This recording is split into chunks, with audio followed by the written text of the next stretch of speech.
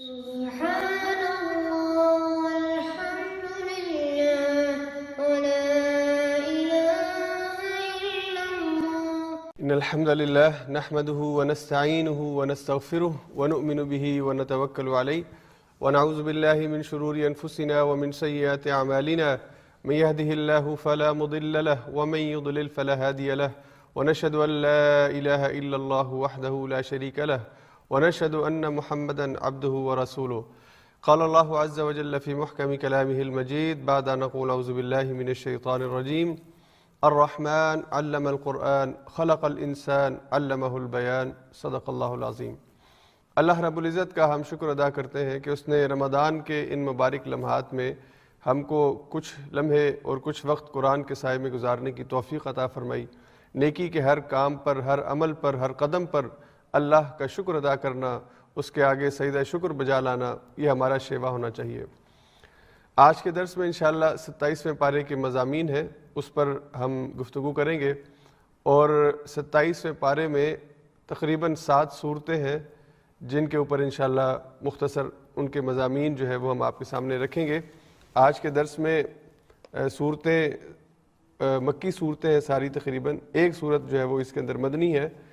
سورہ حدید. باقی 6 صورتیں جو ہیں یہ مکی صورتیں ہیں. سورہ زاریات ہے، پھر طور ہے، نجم ہے، قمر ہے، رحمان اور واقعہ اور الحدید. الزاریات جو ہے یہ ہواؤں کی ایک صفت اللہ نے بیان کی ہے، اور اسی مناسبت سے پھر اس صورت کا نام بھی الزاریات رکھا گیا ہے. وہ ہوائیں کہ جو بکھر جانے والی ہیں یا بکھیرنے والی ہیں اپنے فضل کو اور اللہ کی رحمت کو، اس کا ذکر ہے. اسی مناسبت سے اس کا نام الزاریات ہے. پھر اس کے بعد طور ہے، کوہ طور، جس کے اوپر اللہ تعالی نے حضرت موسیٰ علیہ السلام کو بلایا اور اپنا کلام تورات وہاں پہ نازل فرمایا. اس کا ذکر ہے، اس مناسبت سے اس سورت کا نام طور ہے. پھر نجم ہے، اللہ نے ستارے کی قسم کھائی ہے تو اس سے پھر اس سورت کا نام نجم رکھا گیا ہے. اس کے بعد سورہ قمر ہے، اور اس میں شق قمر کا واقعہ ہے جہاں پہ چاند جو ہے وہ 2 ٹکڑوں میں تقسیم ہوا تھا. اور اس کے بعد پھر سورہ رحمان ہے، بہت پیاری سورت ہے قرآن کی. اللہ تعالیٰ نے اس میں اپنی آیات اور نشانیاں ذکر کی ہیں، اور الرحمن، اسی رحمان کے ذکر سے سورت کا نام الرحمن ہے. پھر اس کے بعد سورہ واقعہ ہے جس میں قیامت کے مضامین ہیں، اور یہ قیامت، یا آپ سمجھ لیجئے کہ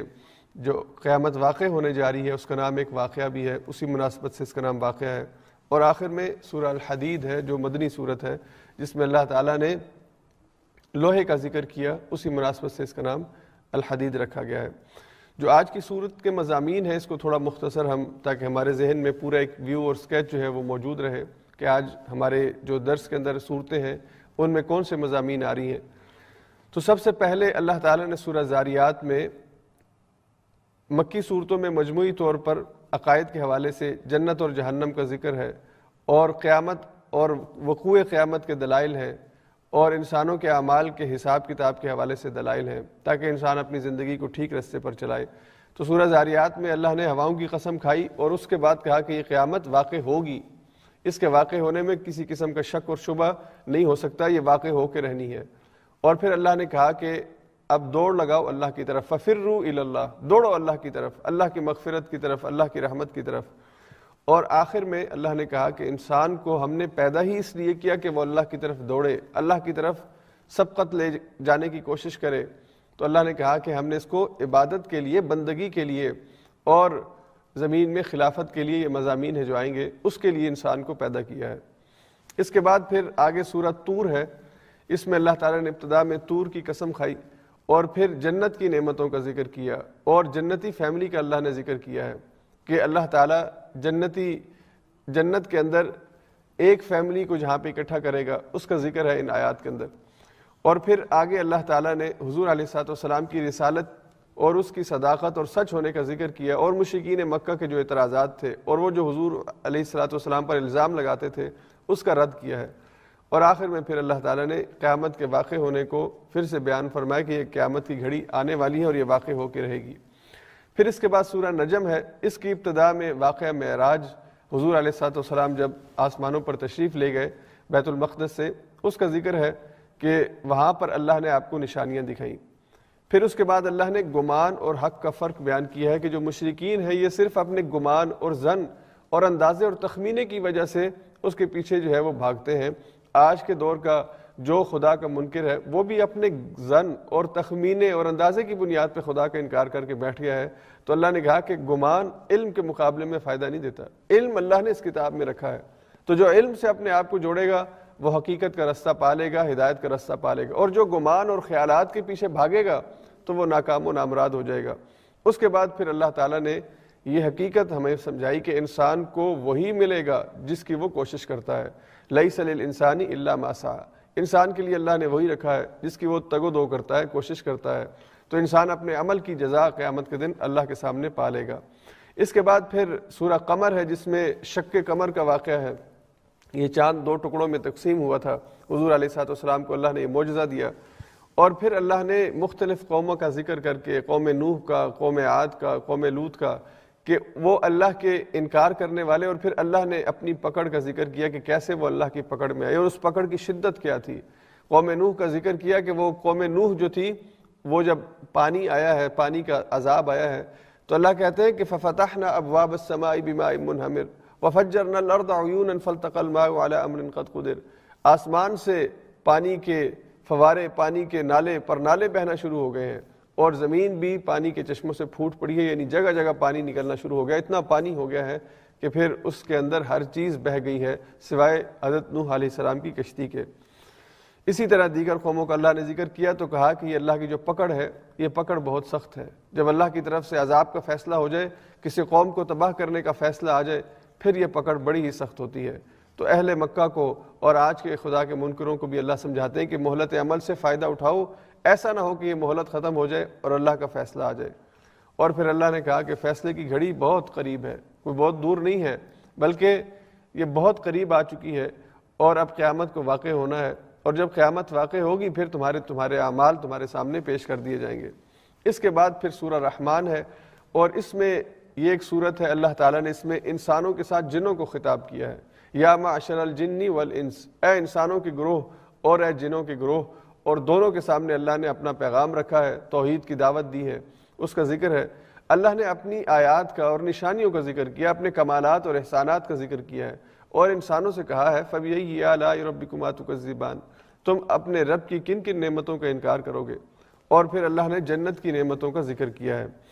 اس کے بعد سورہ واقعہ ہے جس میں قیامت کے واقع ہونے اور پھر تین گروہوں کا اللہ نے ذکر کیا ہے، السابقون الاولون اور اصحاب الیمین اور اصحاب الشمال کا، اور ان کے انعامات کا ذکر کیا ہے۔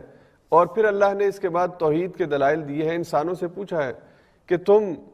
اللہ کو کیوں خدا نہیں مانتے، اس کی وحدانیت کا اور اس کے خدا ہونے کا اقرار کیوں نہیں کرتے، جبکہ تمہاری زندگی میں قدم قدم پر ایسی نشانیاں موجود ہیں، تم جن چیزوں کو استعمال کرتے ہو۔ اللہ نے کہا یہ پانی جو تم پیتے ہو یہ خود بخود پانی پیدا ہو گیا ہے، یہ آگ جو تم جلاتے ہو یہ آگ خود بخود پیدا ہو جاتی ہے،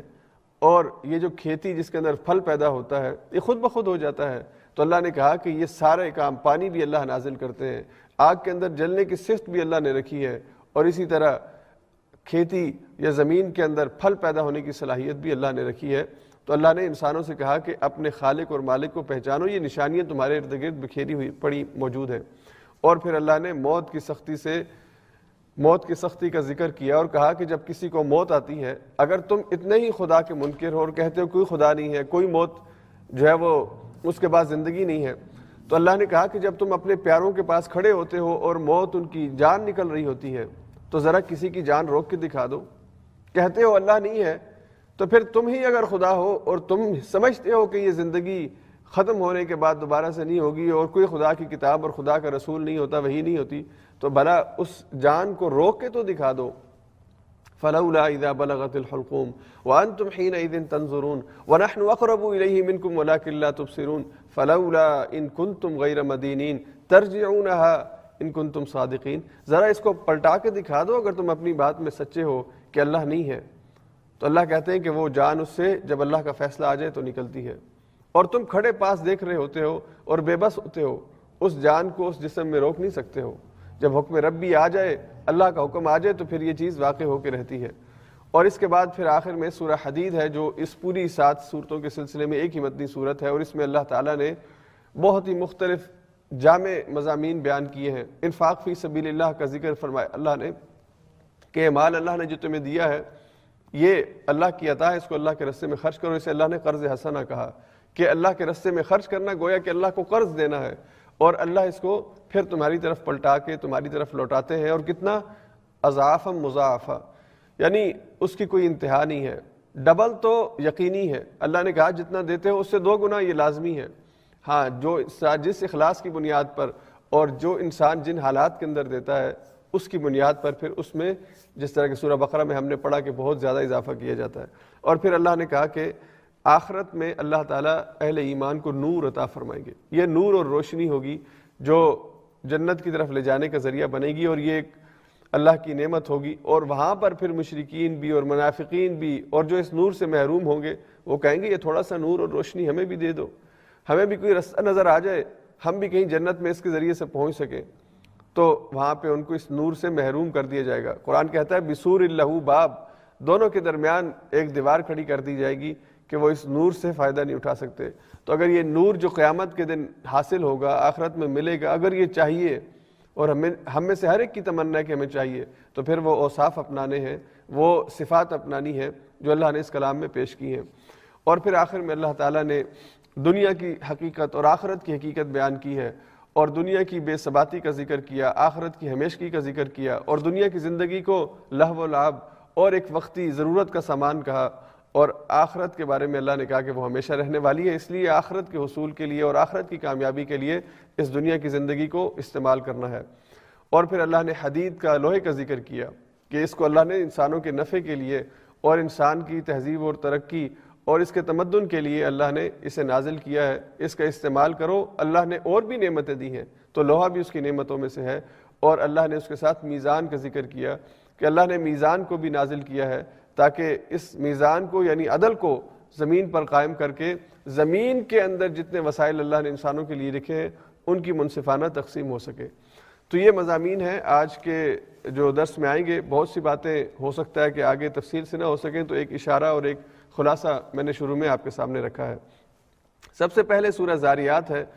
اور سورہ زاریات میں اللہ نے ہواؤں کی قسم کھائی ہے، وَالذَّارِيَاتِ ذَرْوًا فَالْحَامِلَاتِ وِقْرًا فَالْجَارِيَاتِ يُسْرًا فَالْمُقَسِّمَاتِ أَمْرًا۔ اللہ فرماتے ہیں کہ قسم ہے ان ہواؤں کی کہ جو بکھیرنے والی ہیں اللہ کے حکم سے، اللہ کی اذن سے اور اللہ کی اجازت سے، یہ زاریات ہیں یعنی یہ بکھیرنے والی ہیں۔ اور پھر اللہ نے دوسری ان کی صفت بیان فرمائی، فَالْحَامِلَاتِ وِقْرًا، یہ اٹھانے والی ہیں بوجھ کو، یعنی بادلوں کے اندر جو بوجھ ہوتا ہے، ان کے اندر جو پانی کے بخارات ہوتے ہیں، تو اللہ نے ان کی قسم کھائی ہے۔ حاملات جمع ہے حاملہ کی، اور حاملہ کہتے ہیں بوجھ اٹھانے والی کو، تو وہ جو بوجھ اٹھائے پھرتی ہیں ہوائیں، اللہ نے ان کی قسم اٹھائی ہے۔ اور پھر اللہ نے فَالْجَارِيَاتِ يُسْرًا، کہ جو چلنے والی ہیں نرمی کے ساتھ۔ اور یہاں پہ بعض مفسرین نے کہا کہ یہاں پہ مراد کشتیاں ہیں جو پانی میں آسانی سے یا نرمی سے چلتی ہیں۔ البتہ اکثر مفسرین نے کہا کہ یہ ہواؤں ہی کی تیسری قسم ہے کہ جو آرام سے اور ایک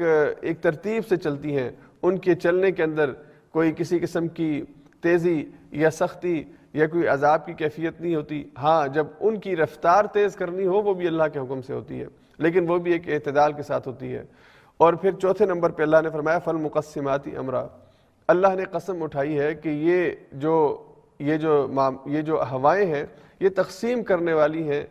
ان امور کو جو اللہ نے ان کو دی ہیں، یہ اللہ کے فضل کو تقسیم کرنے والی ہیں کہ کہاں پہ کس علاقے میں کتنا پانی برسانا ہے، یہ اللہ کا حکم ہوتا ہے۔ ایسا نہیں ہے کہ یہ ہوائیں خود اپنی مرضی سے یہاں ہمارے ناروے سے چلیں گی اور سویڈن میں برس جائیں گی، نہیں، بلکہ یہ اللہ کے حکم کو اللہ کے فضل کو تقسیم کرتی ہے اللہ کے حکم سے۔ اور یہیں پہ پھر بعض مفسرین نے کہا کہ یہ مقسمات سے مراد فرشتے ہیں جو اللہ کے امور کی انجام دہی کے لیے اور ان کو جہاں جس کے ذمہ جو کام ہو پہنچانے کے لیے اپنا کام کرتی ہیں۔ تو بہرحال اللہ نے ہواؤں کی قسم کھائی، اور اس ساری ہواؤں کی قسم کا مقصد کیا ہے؟ پہلی بات تو یہ سمجھانا مقصود ہے کہ یہ ہوائیں اللہ کے حکم سے اور اللہ کی پیدا کردہ ہیں، ان کے اندر خود اپنا کوئی کمال نہیں ہے۔ اور دوسری بات یہ کہ ان ہواؤں کو اللہ نے تمہارے نفع کے لیے، تمہارے فائدے کے لیے اور تمہاری ضرورت کی چیزوں کو پورا کرنے کے لیے رکھا ہے۔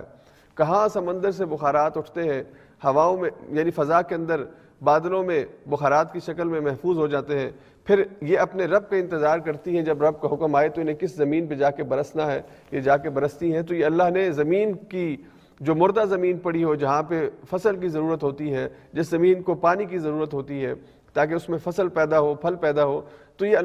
اللہ کی پیدا کردہ ہے، اللہ کے حکم سے چلتی ہیں اور انسانوں کے فائدے کے لیے چلتی ہیں۔ اور پھر اللہ نے اس اپنی قدرت کے اظہار کے بعد کہا کہ اے انسانوں،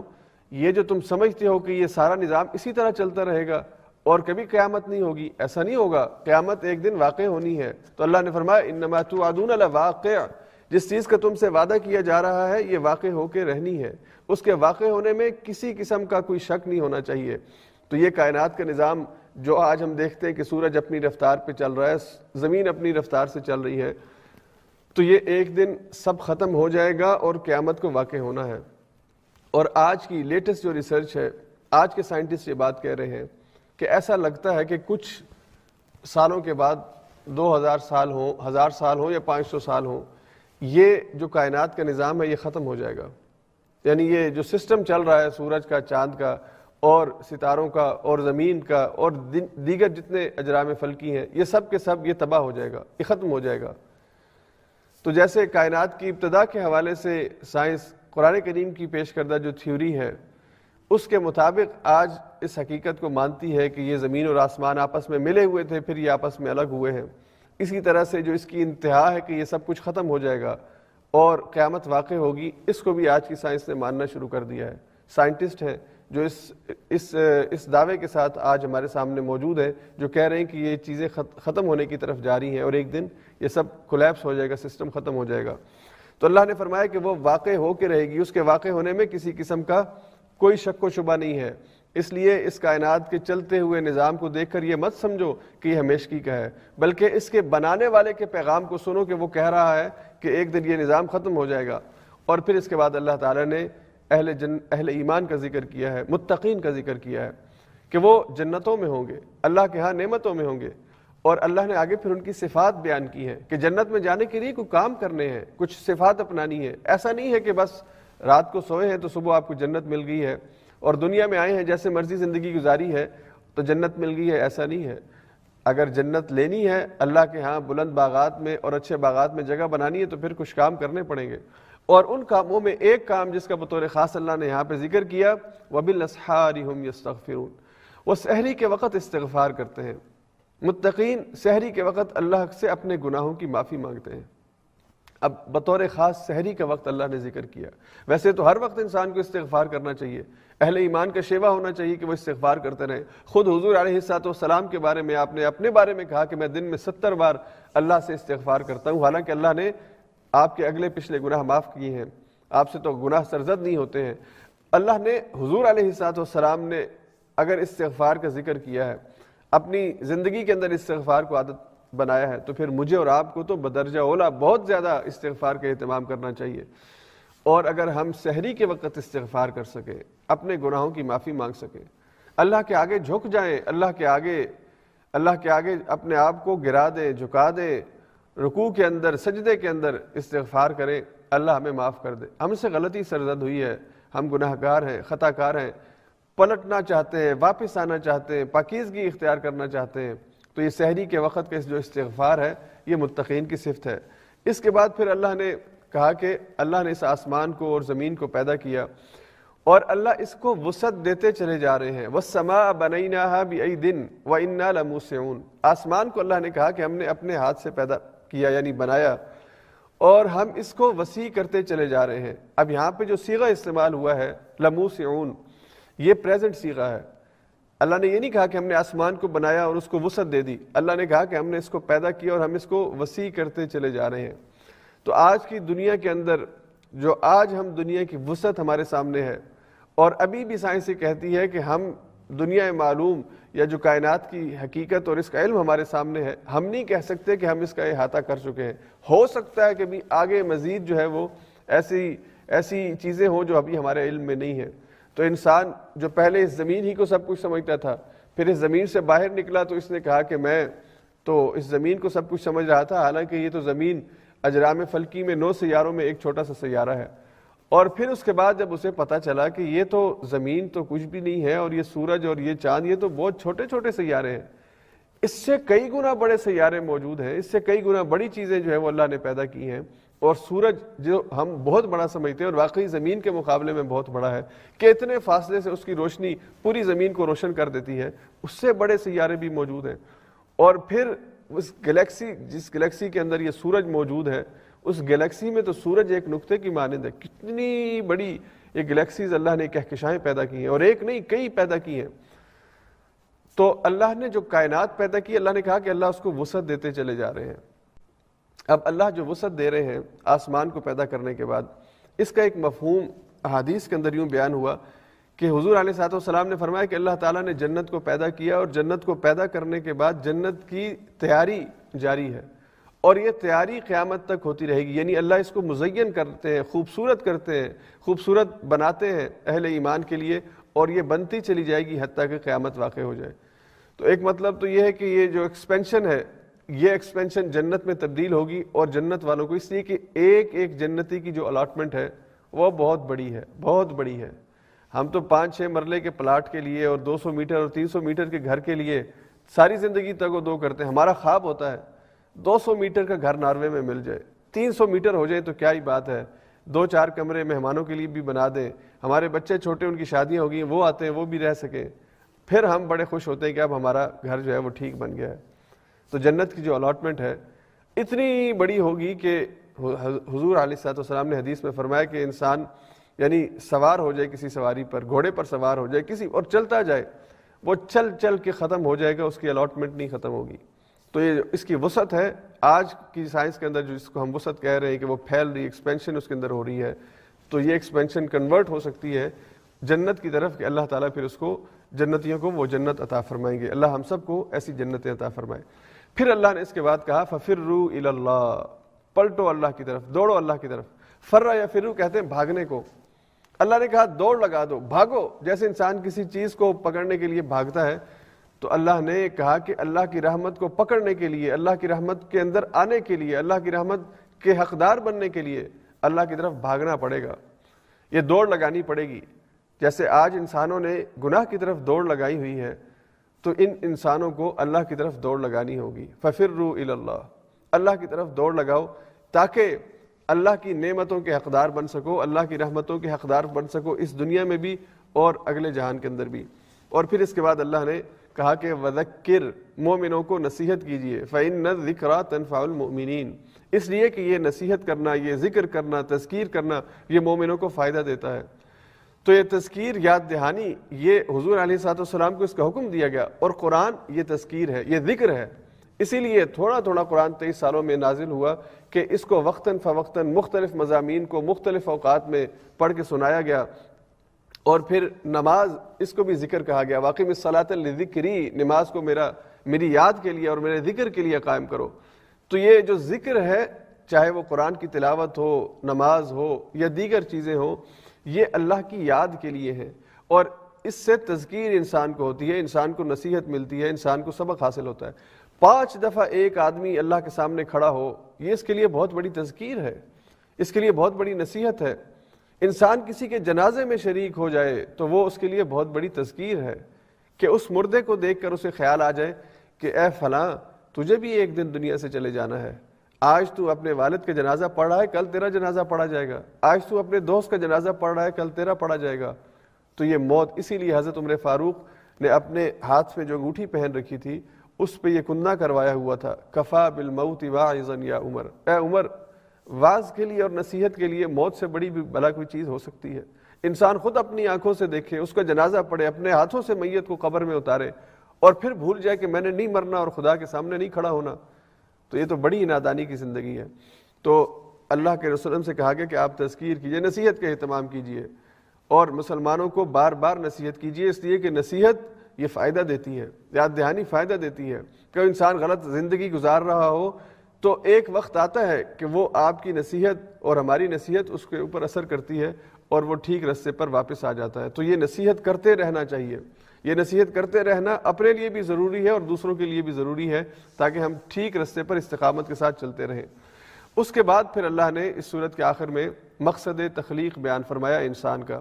اور صرف انسان نہیں، انسان کے ساتھ جو دوسری با اختیار مخلوق جن اللہ نے پیدا کی ہے اس کا۔ دو ہی با اختیار مخلوقات ہیں جن سے حساب کتاب ہونا ہے، ایک انسان اور ایک جن، دونوں کو اللہ نے مرضی اور چوائس دی ہے۔ باقی سب مخلوقات اللہ کے حکم کی پابند ہیں، جھکی ہوئی ہیں، اور اللہ کہتے ہیں کہ ہر ایک اللہ کی تسبیح بیان کری ہے۔ وَإِن مِّن شَيْءٍ إِلَّا يُسَبِّحُ بِحَمْدِهِ وَلَٰكِن لَّا تَفْقَهُونَ تَسْبِيحَهُم، ہر ایک کائنات میں جو چیز ہے وہ اللہ کی تسبیح بیان کر رہی ہے، ہاں تمہیں اس کی تسبیح کا علم نہیں ہے، تمہیں اس کی تسبیح کا، اس کی اللہ کی شان میں پاکی بیان کرنے کا تمہیں علم نہیں ہے کہ وہ کیسے کرتی ہے۔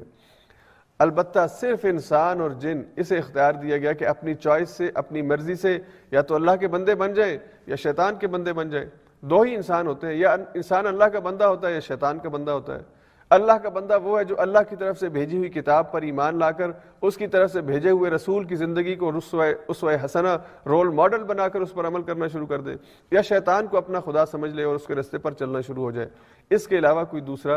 کوئی تیسرا انسان نہیں ہے، تو یا تو انسان خدا کا بندہ ہے یا انسان شیطان کا پیروکار ہے۔ تو اللہ نے کہا کہ میں نے کیوں پیدا کیا ہے، وَمَا خَلَقْتُ الْجِنَّ وَالْإِنسَ إِلَّا لِيَعْبُدُونَ، میں نے انسانوں کو اور جنوں کو صرف عبادت کے لیے پیدا کیا ہے۔ اور اس سے پہلے پارے میں ہم پڑھ چکے، وہاں پہ اللہ نے فرشتوں سے کہا کہ میں آدم کو پیدا کر رہا ہوں، اور میں پیدا اس لیے کر رہا ہوں انی جاعلک فی الارض خلیفہ، میں زمین کے اوپر اس کو اپنا خلیفہ بناؤں گا۔ تو انسان کا مقصد تخلیق خلیفہ بھی ہے، خلافت فی الارض بھی ہے، اور اسی طرح عبادت بھی ہے۔ اور عبادت کا تیسرا مفہوم یا دوسرا مفہوم وہ بندگی ہے،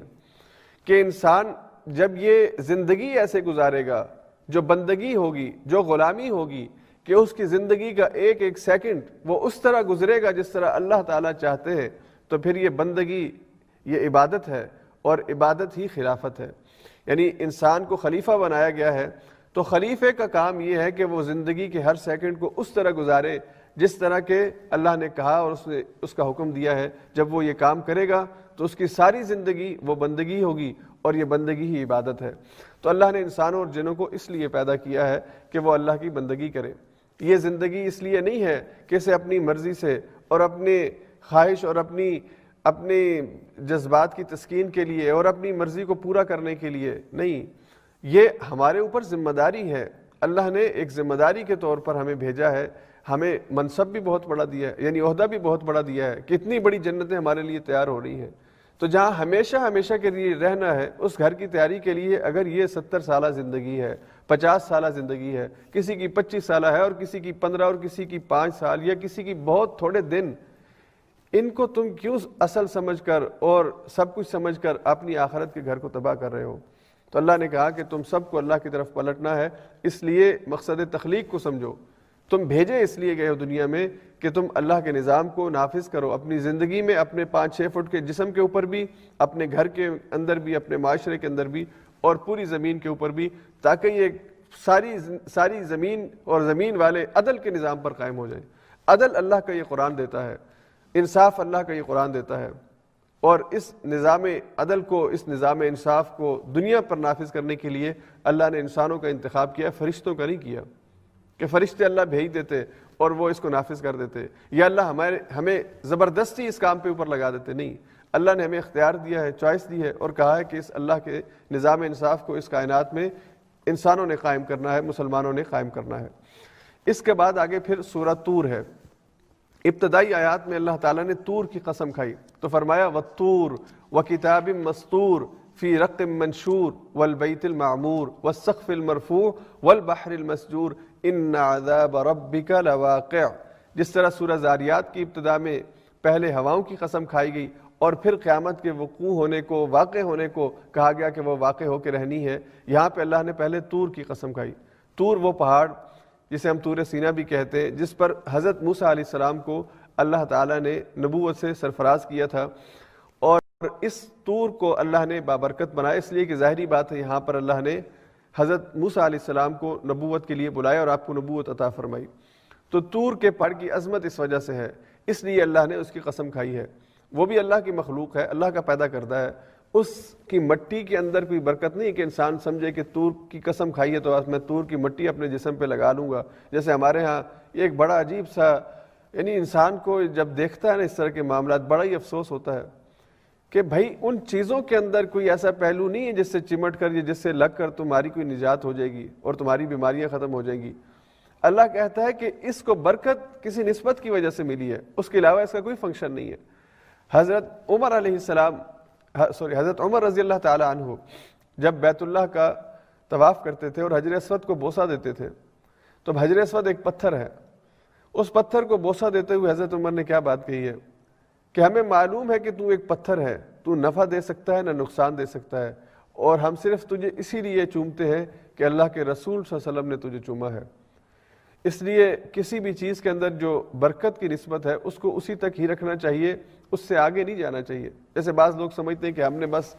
اس کو ہاتھ لگا دیا تو ہمارا بیڑا پار ہو جائے گا. اس لیے طواف کے دوران سب سے جو تکلیف دہ منظر ہوتا ہے وہ حجر اسود کے اوپر ہوتا ہے. ایسے گتھم گتھا ہوتے ہیں ایک دوسرے سے, اور ایک دوسرے کو جو آپ دھکے دے رہے ہیں, اور جو بیچارہ کوئی کمزور وہاں پہ پھنس جائے, اس بعض لوگوں کی تو وہاں پہ ڈیتھس ہو جاتی ہیں. اس منظر کو دیکھ کر انسان کہتا ہے یہ لوگ عبادت کرنے آئے ہیں یا یہ لوگ کیا کرنے آئے ہیں. تو آپ حجر اسود سے اندازہ لگا لیں کہ حجر اسود جو ایک پتھر ہے,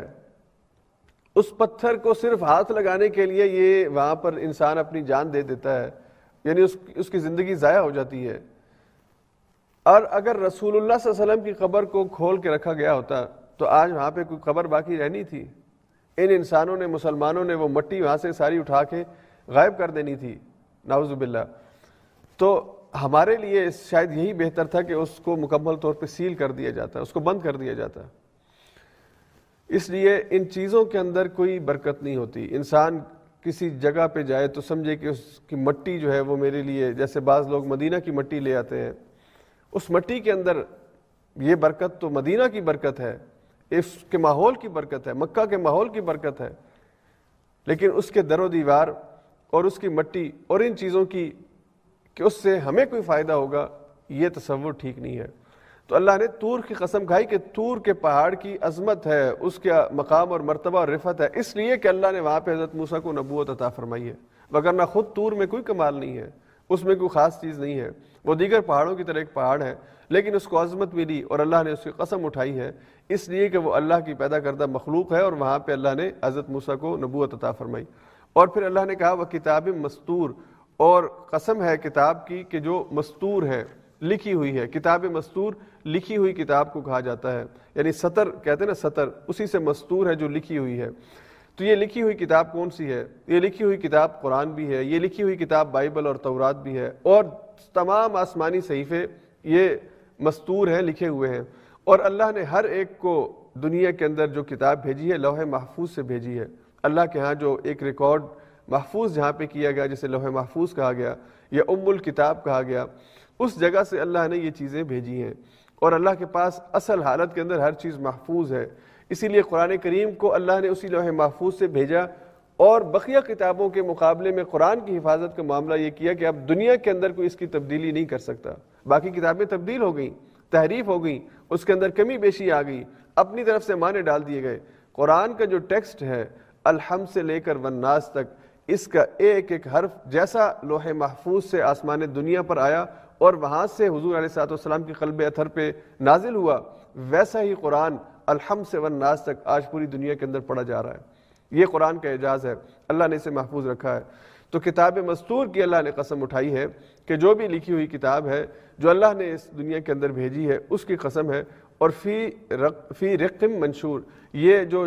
جلد ہوتی ہے,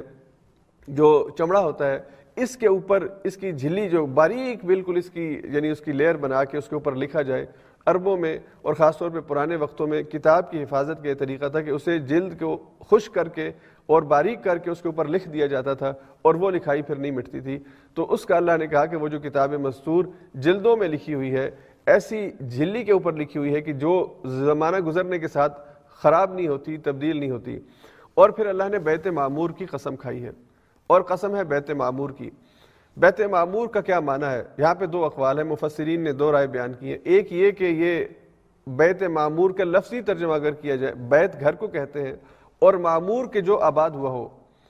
ہمارا یعمر عربی میں کہتے ہیں آباد ہونے کو. تو جو گھر معمور ہو، یعنی آباد ہو، اس کے اندر بہت سارے لوگ ہوں، بہت سارے انسان رہتے ہوں، وہ بیت معمور ہے۔ تو اس سے مراد دنیا میں بیت اللہ ہے کہ وہ ہر وقت لوگوں سے بھرا رہتا ہے، کوئی نہ کوئی اس کا طواف کر رہا ہوتا ہے۔ آج بھی کرونا کے حالات کی وجہ سے اگرچہ عام لوگوں کا داخلہ وہاں پہ بند ہے، لیکن اندر بہرحال طواف کی ایک صورت جو ہے وہ موجود ہے۔ تو اللہ تعالیٰ نے اس گھر کو بیت معمور کہا ہے۔ مفسرین نے کہا کہ اس سے مراد بیت اللہ ہے۔ البتہ دوسرا اس کا مفہوم یہ ہے جو ایک اور حدیث کے اندر بھی بیان ہوا، اور یہ صحیح مفہوم اور بہتر مفہوم ہے جس کو بہت سے مفسرین نے اختیار کیا، کہ ایک بیت معمور اللہ نے آسمانوں میں بنایا ہے۔ اور حضور علیہ الصلوۃ والسلام جب معراج کے سفر پر گئے تھے تو آپ نے حضرت ابراہیم کو اس بیت معمور سے ٹیک لگائے ہوئے دیکھا تھا۔ جس طرح زمین والوں کے لیے یہ بیت اللہ اللہ کا گھر ہے اور اس کے گرد طواف کرنے کا حکم دیا ہے، ویسے ہی فرشتے اسی کعبۃ اللہ کے اوپر آسمانوں پر بیت معمور ہے اس کے گرد طواف کرتے ہیں۔ اور کتنے فرشتے طواف کرتے ہیں؟ حدیث میں کہا گیا کہ 70,000 فرشتے ایک مرتبہ طواف کرتے ہیں، اور جن کو ایک دفعہ طواف نصیب ہوتا ہے دوبارہ ان کی باری نہیں آتی۔ یعنی اللہ کے فرشتوں کی جو تعداد ہے وہ بھی لامحدود ہے، بے انتہا فرشتے جو مسلسل اللہ کی تسبیح بیان کر رہے ہیں، اور اس کائنات کے انتظام کو اللہ کے حکم سے جو ڈیوٹی ان کے ذمہ لگی ہوئی ہے وہ انجام دے رہے ہیں۔ کچھ فرشتوں کی ڈیوٹیوں کا ہمیں پتہ ہے، جیسا کہ جبریل کے بارے میں کہ وہ اللہ کا پیغام لے کے انبیاء کے پاس آتے ہیں، وہی لے کر آتے ہیں۔ اسی طرح ایک فرشتہ جو ملک الموت ہے، جسے موت یعنی قبض لینے کا جو حکم ہے وہ اسے دیا گیا ہے کہ وہ قبض لے انسانوں کی جان قبض کرے گا۔ ایک اسرافیل ہے جو سور پھونکے گا، سور لے کے کھڑا ہوا ہے اللہ کے حکم سے، جب وہ پھونکنے کا وقت ہوگا قیامت سے پہلے وہ پھونکے گا۔ تو اللہ نے کہا یہ بیت معمور کی قسم، اور بیت معمور سے صحیح معنی یہی ہے کہ وہ کہ جو آسمانوں پر اللہ نے بیت تعمیر کیا ہے، جو مسلسل فرشتوں کے طواف سے آباد رہتا ہے، کہ جہاں پہ بیک وقت 70,000 فرشتے طواف کرتے ہیں، اور کسی دوسرے کو دوبارہ یعنی اس فرشتے کو دوبارہ طواف کرنے کی جگہ نہیں ملتی، اور نہ اس کی باری آتی ہے، نہ یہ ترتیب ہے، تو ایک دفعہ اس نے کرنا ہے، اور یہ مسلسل ہو رہا ہے۔ تو اللہ تعالیٰ نے اس بیت معمور کی قسم کھائی۔ اس کے بعد پھر اللہ نے آگے یہی بات کہی کہ یہ جو قیامت ہے یہ واقع ہو کے رہے گی، اس کے واقع ہونے میں کسی قسم کا شک نہیں ہے۔ جو لوگ اس کا انکار کرتے ہیں یہ شک میں پڑے ہوئے ہیں۔ تو اللہ نے کہا کہ تیرے رب کا عذاب یعنی قیامت کے بعد جہنم کا عذاب واقع ہو کے رہنا ہے، اس کا انکار کرنے سے اور اس کو جھٹلانے سے کوئی اس کے عذاب سے بچ نہیں سکے گا۔ اس کے بعد اللہ تعالیٰ نے جنتی فیملی کا ذکر کیا۔ جنت میں کون سی فیملی ہوگی یا کون لوگ ہوں گے جو جنت میں ایک فیملی کی صورت میں ہوں گے؟ اللہ نے فرمایا ان المتقین فی جنات النعیم، متقین تقوی والے جو اللہ کی طرف سے بھیجی ہوئی ہدایات کے مطابق زندگی بسر کرتے ہیں، وہ جنات میں ہوں گے، نعمتوں میں ہوں گے۔ فاکہین بما آتاہم ربہم ووقاہم ربہم عذاب الجحیم، وہ اپنے رب کی طرف سے جو نعمتیں ان کو میسر ہوں گی وہ استعمال کریں گے، اور اللہ تعالیٰ انہیں جہنم کے عذاب سے بچا لے گا۔ کلوا واشربوا ہنیئا بما کنتم تعملون، کھاؤ اور پیو جو تمہارا دل کرتا ہے، اور جتنا تمہارا دل کرتا ہے، ہر قسم کی چیز کھانے کی اجازت ہے، کوئی حلال حرام کا مسئلہ نہیں ہے، اور جتنا تم کھانا چاہتے ہو، جو تم کھانا چاہتے ہو اس کی تمہیں اجازت ہے۔ ہنیئا مریا کہتے ہیں کہ دل کی خوشی سے، دل کی رغبت سے اب تم آزاد ہو کھانے پینے کے اندر، اب وہ جو دنیا کی پابندی تھی حلال اور حرام کی اب یہاں پہ ختم ہو گئی ہے۔ اور اللہ نے کہا کہ یہ کیوں؟ بما کنتم تعملون، اس وجہ سے جو کہ تم عمل کرتے تھے، اللہ کی بھیجی ہوئی ہدایت پر عمل کرتے تھے، اس لیے اللہ نے یہ نعمتیں تمہیں عطا فرما دی ہیں۔ متکئین علی سرر مصفوفہ، وہ ٹیک لگائے بیٹھے ہوئے ہوں گے ایسے تختوں کے اوپر، ایسے ان کے وہ تخت اللہ بنائیں گے کہ جن کے اوپر تکیے لگے ہوئے ہوں گے، اور وہ ٹیک لگائے بیٹھے ہوئے ہوں گے۔ جیسے کوئی بڑا بادشاہ اپنی سلطنت میں جب ریلیکس موڈ میں ہو تو اپنے تخت کے ساتھ ٹیک لگا کے بیٹھا ہو، ویسے جنتی جو ہے وہ ٹیک لگائے بیٹھا ہوگا۔ وَزَوَّجْنَاهُمْ بِحُورٍ عِينٍ، ہم ان کو عطا کر دیں گے حور عین، یعنی یہ جو جنت کی حور ہے یہ اللہ تعالیٰ ان سے بیاہیں گے، یہ تحفے کے طور پر عطا کریں گے۔ اور پھر اللہ فرماتے ہیں وَالَّذِينَ آمَنُوا وَاتَّبَعَتْهُمْ ذُرِّيَّتُهُمْ بِإِيمَانٍ، وہ لوگ کہ جو ایمان لائے اور ان کی ذریت نے، ان کی اولاد نے ان کی اتباع کی، یعنی وہ بھی ایمان میں ان کے ساتھ شریک رہیں، ماں باپ بھی اہل ایمان ہے، اولاد بھی اہل ایمان ہے، دونوں صالح ہیں۔ الحقنا بہم ذریتہم، ہم ان کی اولاد کو ان کے ساتھ ملا دیں گے۔ اور اس کی وضاحت حدیث کے اندر موجود ہے کہ جو اوپر والے درجے میں اپنے عمل کی وجہ سے جنت ملے گی ہر ایک کو مختلف لیولز کے اوپر، کوئی اعلیٰ علیین میں ہے، کوئی درمیان میں ہے، کوئی جنت کے نچلے درجوں میں ہے۔ جنت کے 8 دروازے ایک حدیث میں کہا گیا، اور اس سے ایک مراد کہ اس کے 8 لیولز ہیں، تو ہر ایک اپنے لیول پر ہوگا۔ اب جو دنیا میں فیملی ہوگی، اس فیملی کو اللہ تعالیٰ ایک جگہ پہ اکٹھا کر دیں گے، اہل ایمان کی فیملی کو اللہ تعالیٰ ایک جگہ پہ اکٹھا کر دیں گے، اور اللہ تعالیٰ نچلے درجے والے کو یہ موقع دیں گے وہ اوپر والے درجے کے ساتھ جا کے مل جائے۔ تو یہ اللہ کی طرف سے خصوصی انعام ہوگا۔ اور پھر اللہ فرماتے ہیں وَأَمْدَدْنَاهُمْ بِفَاكِهَةٍ وَلَحْمٍ مِّمَّا يَشْتَهُونَ، ہر قسم کا پھل، ہر قسم کا گوشت، ہر قسم کی کھانے کی جو بھی غذا ان کو چاہیے ہوگی ہم ان کے سامنے پیش کر دیں گے، یعنی پھلوں کے اندر بھی، سبزیوں کے اندر بھی اور گوشت کے اندر بھی جس کا ان کو اشتہا ہوگا، جس کی خواہش ہوگی وہ ہم ان کو دے دیں گے۔ يَتَنَازَعُونَ فِيهَا كَأْسًا لَا لَغْوٌ فِيهَا وَلَا تَأْثِيمٌ، اور وہ خوش طبی کے ساتھ ایک دوسرے سے شراب کے جام جو ہیں وہ کھینچیں گے ان سے، اور یہ کھینچنا کھیلنے کے انداز میں ہوگا۔ جیسے آج کل دنیا والے شراب پیتے ہیں نا، تو شخص کہتے ہیں ٹکرا کے جام کو پیا جائے تو اس کا اپنا لطف ہے، یہ وہاں پہ جنت والے جب جنت کی شراب پئیں گے تو یہ تنازعون فیہا کأسن، جو جام ہوگا شراب کا، جس میں یعنی جس گلاس کے اندر یہ شراب ڈلی ہوگی،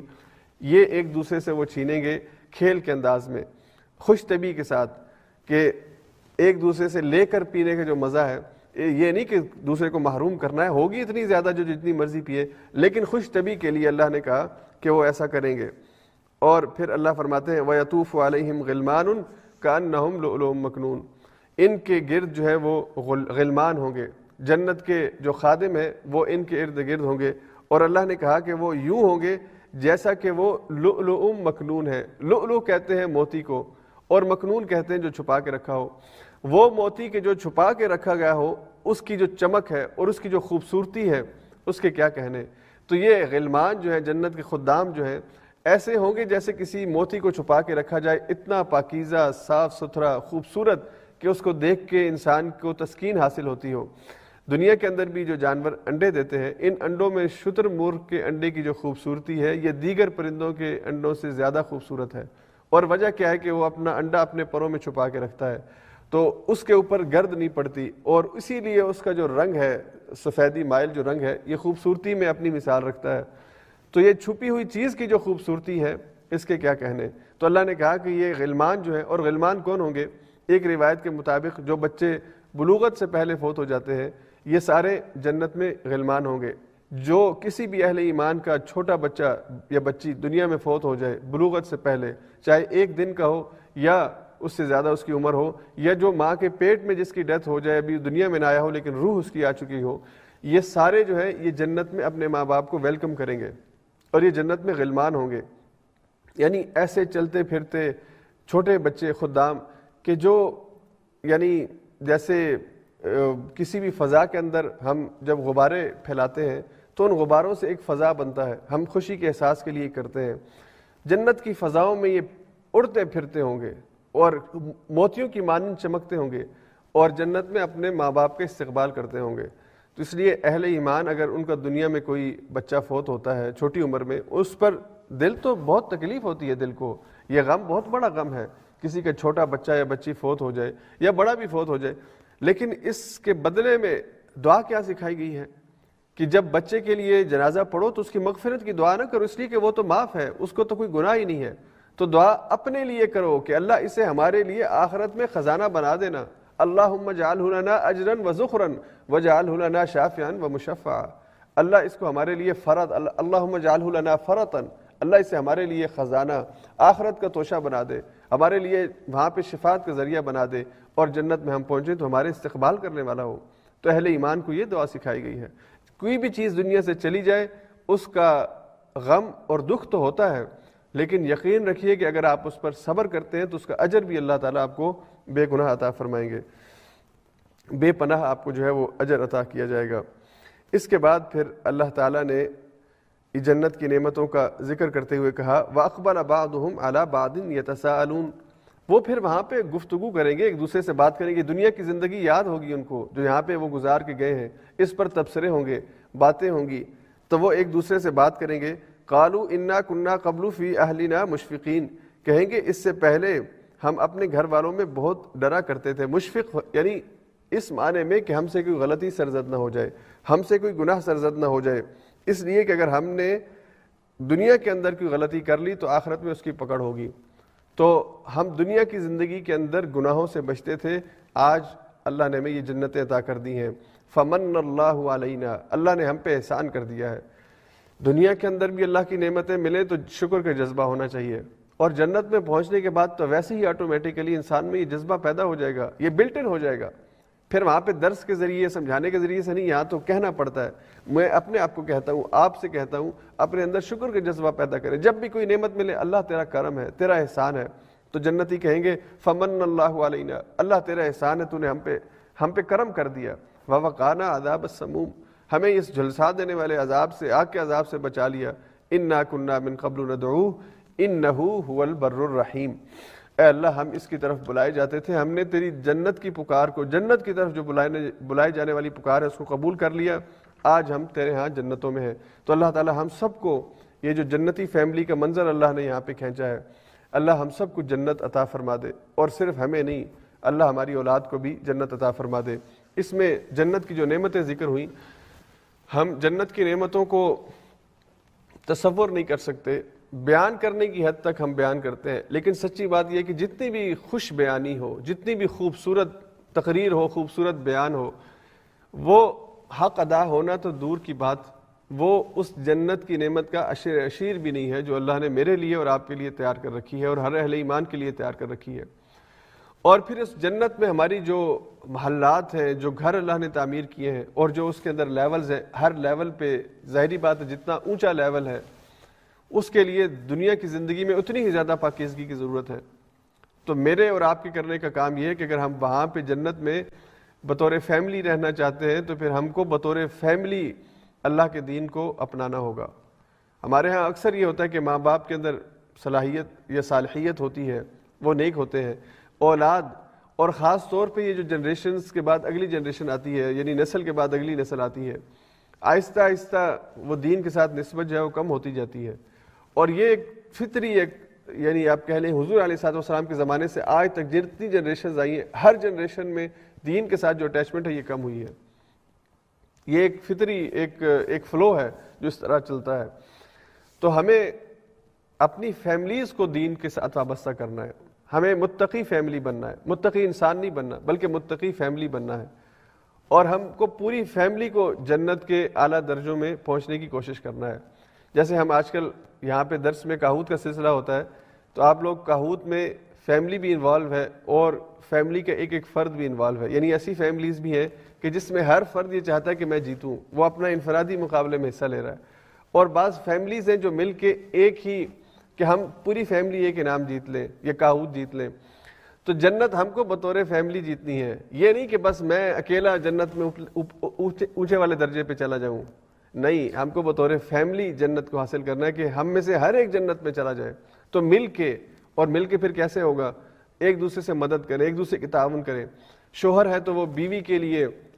اس کی عبادات کے اہتمام کے لیے، اس کی تقوی کے لیے، اس کی پاکیزگی کے لیے، اس کے اخلاق کی بہتری کے لیے، کردار کی بہتری کے لیے تعاون کرے۔ شوہر ہے تو وہ بیوی کے ساتھ تعاون کرے، باپ ہے تو وہ بیٹے کے لیے شفقت کا اہتمام کرے، اس کی تربیت کرے، اس کا سپورٹر بن جائے، دوست بن جائے، ساتھی بن جائے اس کو جنت میں لے جانے کے لیے۔ بیٹا ہے تو وہ باپ کا سپورٹر بن جائے کہ بابا میں آپ کی مدد کیسے کر سکتا ہوں، ہم مل کر کیسے جنت حاصل کر سکتے ہیں۔ یعنی یہ ٹاپک ہونا چاہیے گھر میں،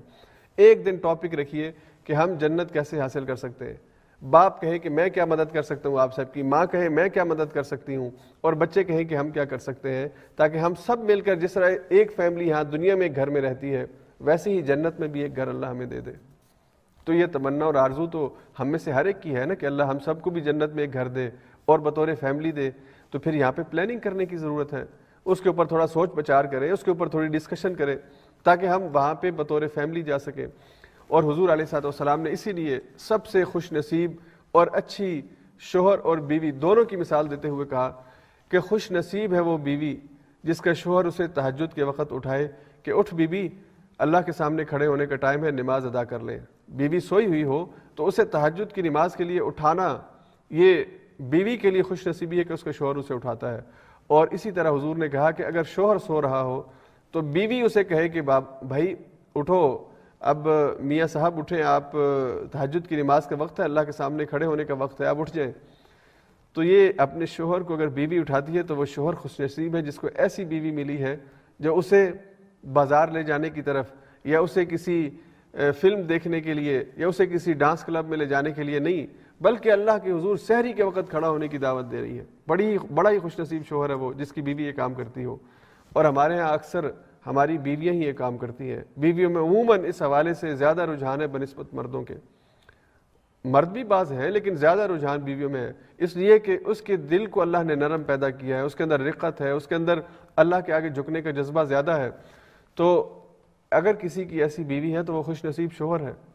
اور دونوں کو یہ کوشش کرنی ہے، یہ نہیں کہ اب بیوی مجھے اٹھاتی ہے تو میں اب خواب غفلت میں سویا رہوں، نہیں، پھر مجھے اپنے اندر یہ ایٹیچیوڈ بنانا ہے کہ میں خود اٹھوں، اور اگر کسی دن بیوی سوئی رہی ہے تو میں اس کو اٹھاؤں۔ اپنے بچوں کو اٹھائیں۔ حضور علیہ الصلوۃ والسلام رمضان کے آخری عشرے میں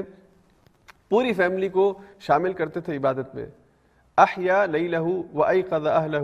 وشد مئزرہ، اپنی کمر کو کس لیتے تھے، اور کمر کو کسنے کا مطلب یہ ہے جب انسان نے محنت والا کام کرنا ہو، سخت کام کرنا ہو،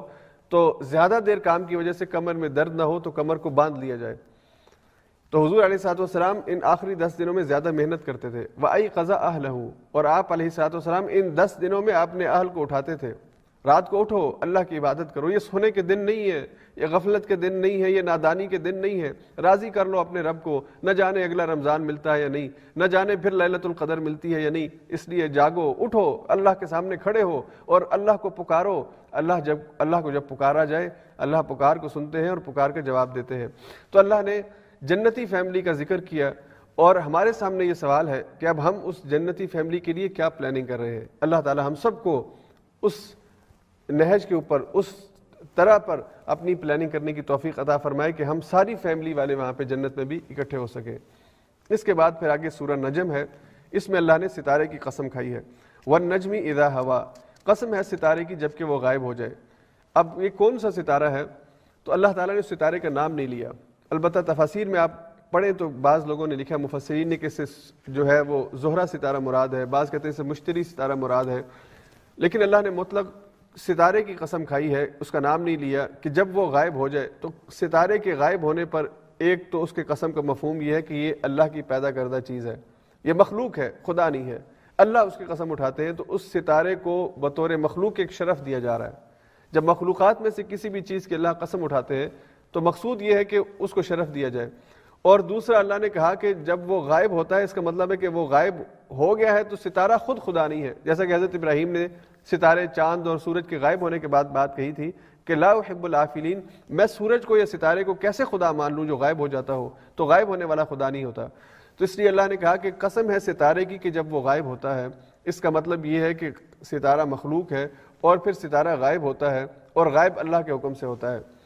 اس کے بعد اللہ تعالیٰ نے ان آیات میں حضور علیہ الصلوۃ والسلام کے حوالے سے، آپ کے مقام اور منصب کے حوالے سے آیت ارشاد فرمائی، وَمَا يَنطِقُ عَنِ الْهَوَىٰ إِنْ هُوَ إِلَّا وَحْيٌ يُوحَىٰ، آپ نطق نہیں کرتے، بات نہیں کرتے اپنی خواہش کی بنیاد پر، بلکہ آپ وحی الہی کی وجہ سے، آپ کی طرف جب وحی کی جائے تو آپ نطق کرتے ہیں، بات کرتے ہیں۔ یعنی اللہ کے نبی صلی اللہ علیہ وسلم کے منہ مبارک سے جو بھی الفاظ ادا ہوتے ہیں، یہ وحی ہوتی ہے جو ادا ہوتی ہے۔ اس آیت کا یہ مفہوم ہے۔ اب اس کا مطلب کیا ہے کہ حضور علیہ الصلوۃ والسلام کی زبان سے ادا ہونے والا ہر لفظ وحی ہے، یا حضور علیہ الصلوۃ والسلام کی زبان سے جو الفاظ قرآن کی صورت میں ادا ہوتے ہیں وہ وحی ہے، باقی وحی نہیں ہے۔ تو یہاں پہ حضور علیہ الصلوۃ والسلام کی طرف سے جو کلمات ادا ہوئے اس کی 3 اقسام ہیں۔ ایک تو جو اللہ کا کلام آپ پر نازل ہوا اور آپ نے صحابہ کو بلا کے، کسی کاتب وحی کو بلا کے بتایا کہ یہ آیات لکھو۔ اب وہ جو آیات لکھی گئی ہیں یہ حرف بحرف وہ وحی ہے جو اللہ کی طرف سے نازل ہوئی ہے، اور آپ نے وہ وحی حرف بحرف پڑھ کے منتقل کی ہے دوسرے صحابہ تک، جسے وحی جلی کہتے ہیں، کہ وہ جو کلمات، الفاظ، حروف آپ کو حضرت جبریل امین آئے اور منتقل کیے، آپ نے آگے منتقل کر دیے، یہ وحی کی ایک قسم ہے، یہ حضور کے نطق کی، بولنے کی قسم ہے۔ دوسرے کلمات جو حضور نے ادا کیے وہ کلمات ہیں جو بطور اس امت کے رہنما کے، بطور نبی کے، بطور مسلمانوں کے لیڈر کے، آپ نے دین کے نفاذ کے لیے مختلف احکامات دیے ہیں۔ اب ان احکامات کے اندر حضور علیہ الصلوۃ والسلام نے جو الفاظ ادا کیے یہ سارے حضور کا نطق ہے، اور ان سب کے اوپر عمل کرنا بھی، اور ان سب کو حق اور سچ ماننا بھی، اور وہی ماننا ضروری ہے، الا یہ کہ اس کے اگینسٹ اللہ کی طرف سے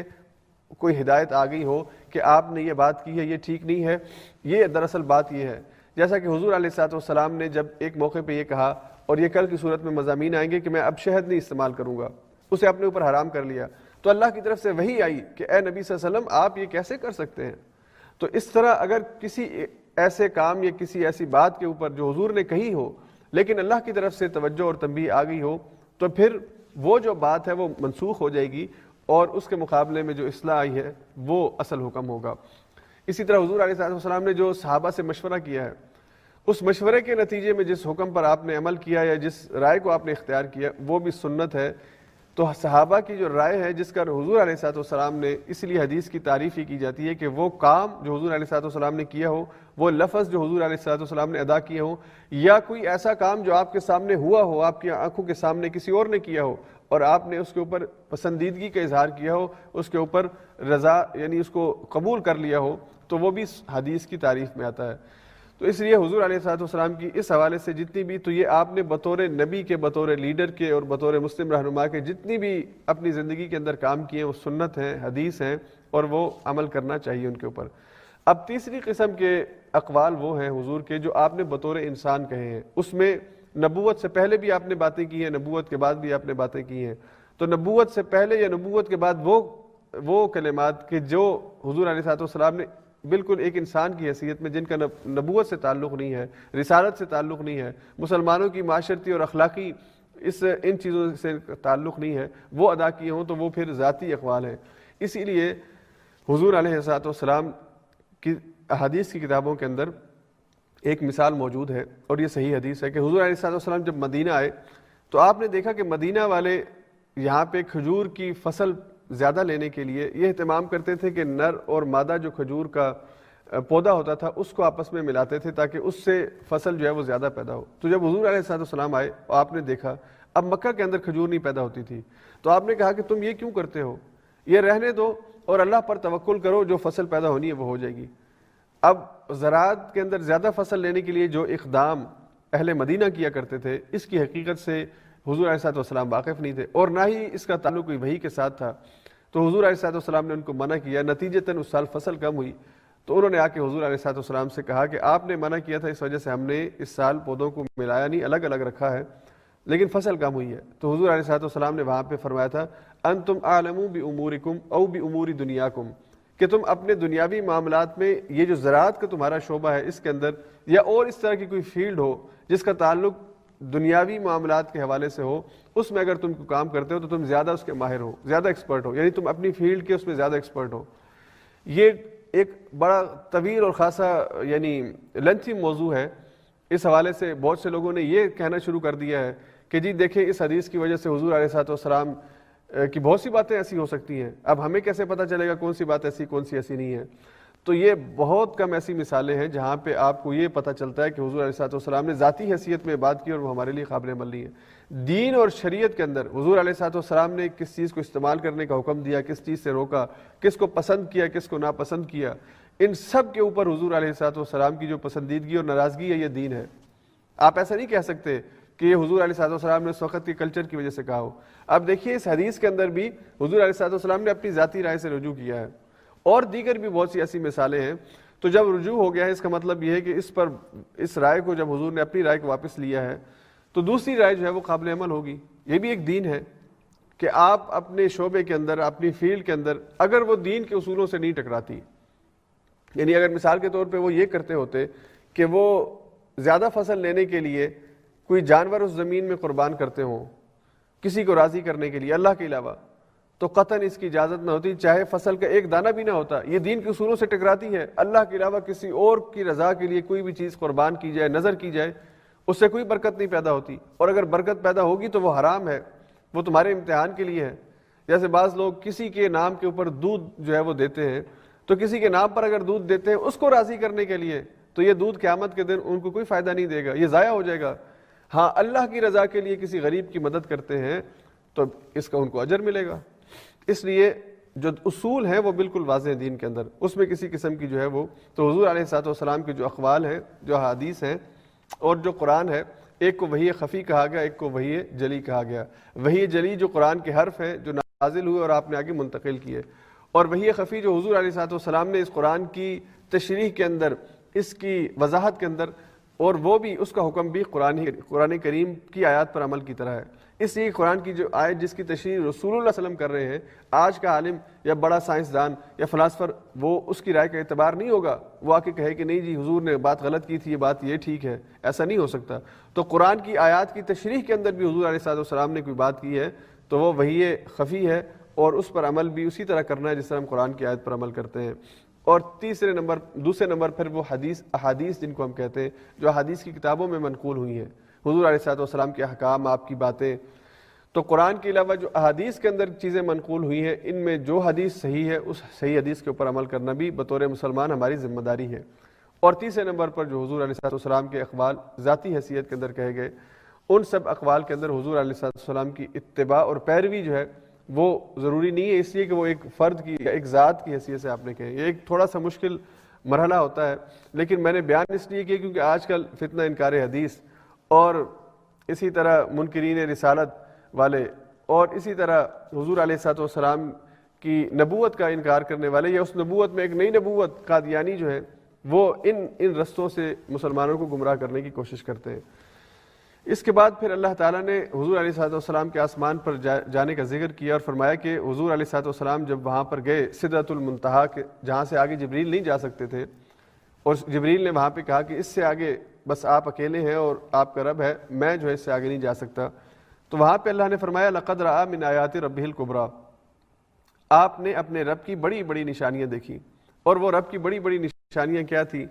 رب کی بڑی بڑی نشانیوں کے اندر بہت سی چیزیں، جنت کا آپ نے دیکھا، جہنم کو دیکھا، اللہ کی طرف سے آپ کو انوارات نصیب ہوئے۔ تو خود حضور علیہ الصلوۃ والسلام نے اللہ کو دیکھا یا نہیں دیکھا، یہ ایک اختلافی موضوع ہے جو مفسرین کے درمیان، محدثین کے درمیان موضوع بحث رہا۔ مختصراً بات اس میں یہ ہے کہ اللہ تعالیٰ کو دونوں رائے موجود ہیں، لیکن بہتر بات جو سمجھ میں آتی ہے قرآن اور حدیث کے مطالعے سے کہ خود اپنی آنکھوں کے ساتھ اللہ تعالیٰ کو دنیا میں کوئی بھی انسان نہیں دیکھ سکتا۔ حضرت موسیٰ علیہ السلام نے خود اپنی آنکھوں سے اللہ کو دیکھنے کی خواہش کا اظہار کیا تھا، تو اللہ نے کہا تھا کہ لن ترانی، تم مجھے دیکھ ہی نہیں سکتے۔ اللہ نے وہ آنکھ پیدا ہی نہیں کی اس دنیا کے اندر جو اللہ کو دیکھ سکے۔ اس لیے حضرت موسیٰ علیہ السلام کو جب انہوں نے اللہ سے کہا کہ میں دیکھنا چاہتا ہوں، تو اللہ نے کہا کہ طور کو دیکھو، اس پر میری تجلی پڑے گی۔ تو اس تجلی کو دیکھ کر، اللہ کی اس تجلی کو دیکھ کر حضرت موسیٰ علیہ السلام بے ہوش ہو گئے تھے۔ تو انسان کے اندر یہ طاقت ہی نہیں کہ وہ اللہ کو دیکھ سکے، اللہ کی تجلی بھی دیکھنے کا وہ احتمال نہیں رکھتا ہے، اس کے اندر اتنی طاقت نہیں ہے۔ اس لیے حضور علیہ الصلوۃ والسلام نے اللہ تعالیٰ سے ملاقات کی، بات چیت ہوئی، لیکن یہ بات چیت باوجود اس کے کہ آپ اور صرف اللہ تھے، اللہ کا دیدار جو تھا یہ حضور علیہ الصلوۃ والسلام کو نہیں، اگر ہوا بھی ہو اس کی کیا کیفیت تھی واللہ عالم۔ لیکن احادیث کی بہت سی کتابوں کے اندر، جیسے کہ حضرت عائشہ رضی اللہ تعالیٰ عنہ سے صحیح حدیث مروی ہے، انہوں نے کہا کہ وہ قرآن کو نہیں سمجھتا جو یہ کہتا ہے کہ رسول اللہ صلی اللہ علیہ وسلم نے اپنی آنکھوں سے اپنے رب کو دیکھا ہے۔ تو اس لیے رؤیت رب جو ہے یہ آخرت کا تحفہ ہے، یہ جنت کا تحفہ ہے، یہ جنت کی نعمت ہے، اور اللہ اپنا دیدار اہل جنت کو جنت میں پہنچنے کے بعد کروائیں گے۔ جب ساری جنت کی نعمتیں مل جائیں گی پھر اللہ جلوہ گر ہوں گے اور اہل ایمان اپنے رب کا دیدار کریں گے، اللہ ہمیں ان میں شامل فرما لے۔ اس کے بعد پھر آگے اللہ تعالیٰ نے مشرکین مکہ کا ذکر کرتے ہوئے کہا،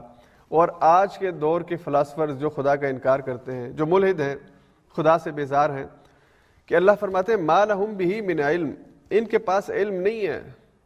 ان یتبعون الا الظن، یہ صرف ظن اور گمان اور اندازے اور تخمینے لگاتے ہیں، وان الظن لا یغنی من الحق شیئا، اور گمان حق کے مقابلے میں کوئی فائدہ نہیں دیتا۔ بھلا قرآن کے مقابلے میں کوئی اور تھیوری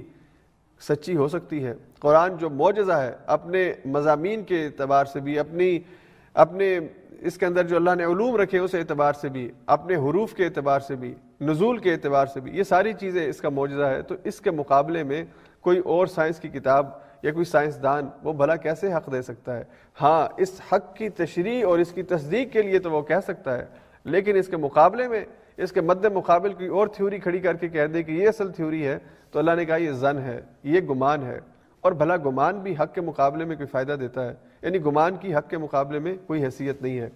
اس کے بعد پھر اللہ تعالیٰ نے ایک اہم آیت ارشاد فرمائی، فَلَا تُزَكُّوا أَنفُسَكُمْ، اپنی پاکیزگی کے دعوے مت کیا کرو، اپنے آپ کو بڑا نیک اور پارسا اور پرہیزگار مت کہا کرو، یعنی اپنے نفس کے تزکیے کا اظہار کرنا یہ پسندیدہ نہیں ہے، انسان کو عاجزی سکھائی گئی ہے۔ جتنا بھی نیک انسان ہو، اللہ کو یہ رویہ پسند نہیں ہے کہ وہ انسانوں کے سامنے اپنے آپ کو نیک کہے، میں بڑا نیک ہوں، میں بڑا تہجد گزار ہوں، میں بڑا 30 مار خواہ ہوں نیکیوں کے معاملے میں، ایسا نہیں کہنا چاہیے۔ تو اللہ نے منع کیا ہے کہ انسان اپنے نفس کا تزکیہ لوگوں کو بیان کرتا پھرے۔ ہمارے تو جو گناہ ہیں اتنے زیادہ ہیں کہ اللہ کہتے ہیں کہ اگر اللہ کی رحمت نہ ہو تو یہ کائنات کو لپیٹ دیا جائے انسانوں کی گناہوں کی وجہ سے۔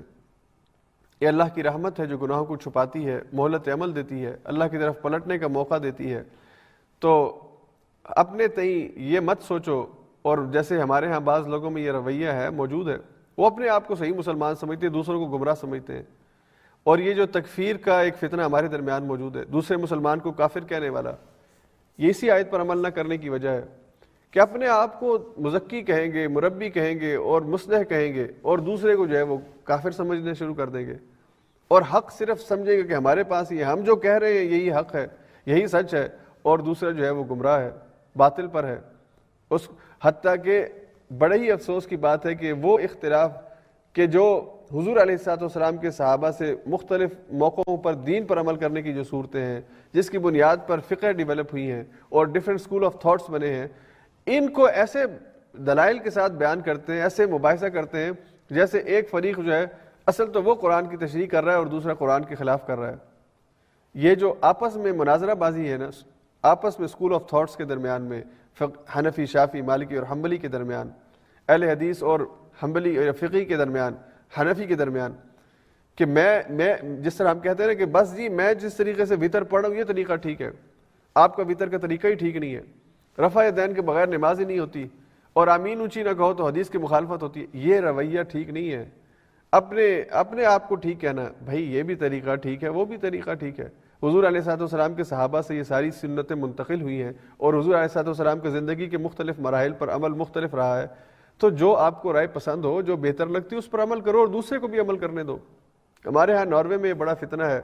اب یہ سحری کا جو وقت ہے، اس وقت کے اوپر ایک گروپ کا اصرار ہے کہ جو ہمارا دیا ہوا وقت ہے وہی ٹھیک ہے، حالانکہ دلیل اس کے پاس بھی نہیں ہے کہ سحری کا وقت کب شروع ہوتا ہے۔ ہمارے ہاں رات تاریک نہیں ہوتی گرمیوں میں، تو رات تاریک جب نہیں ہوگی، عشاء کا وقت داخل نہیں ہوگا، فجر کا وقت داخل نہیں ہوگا،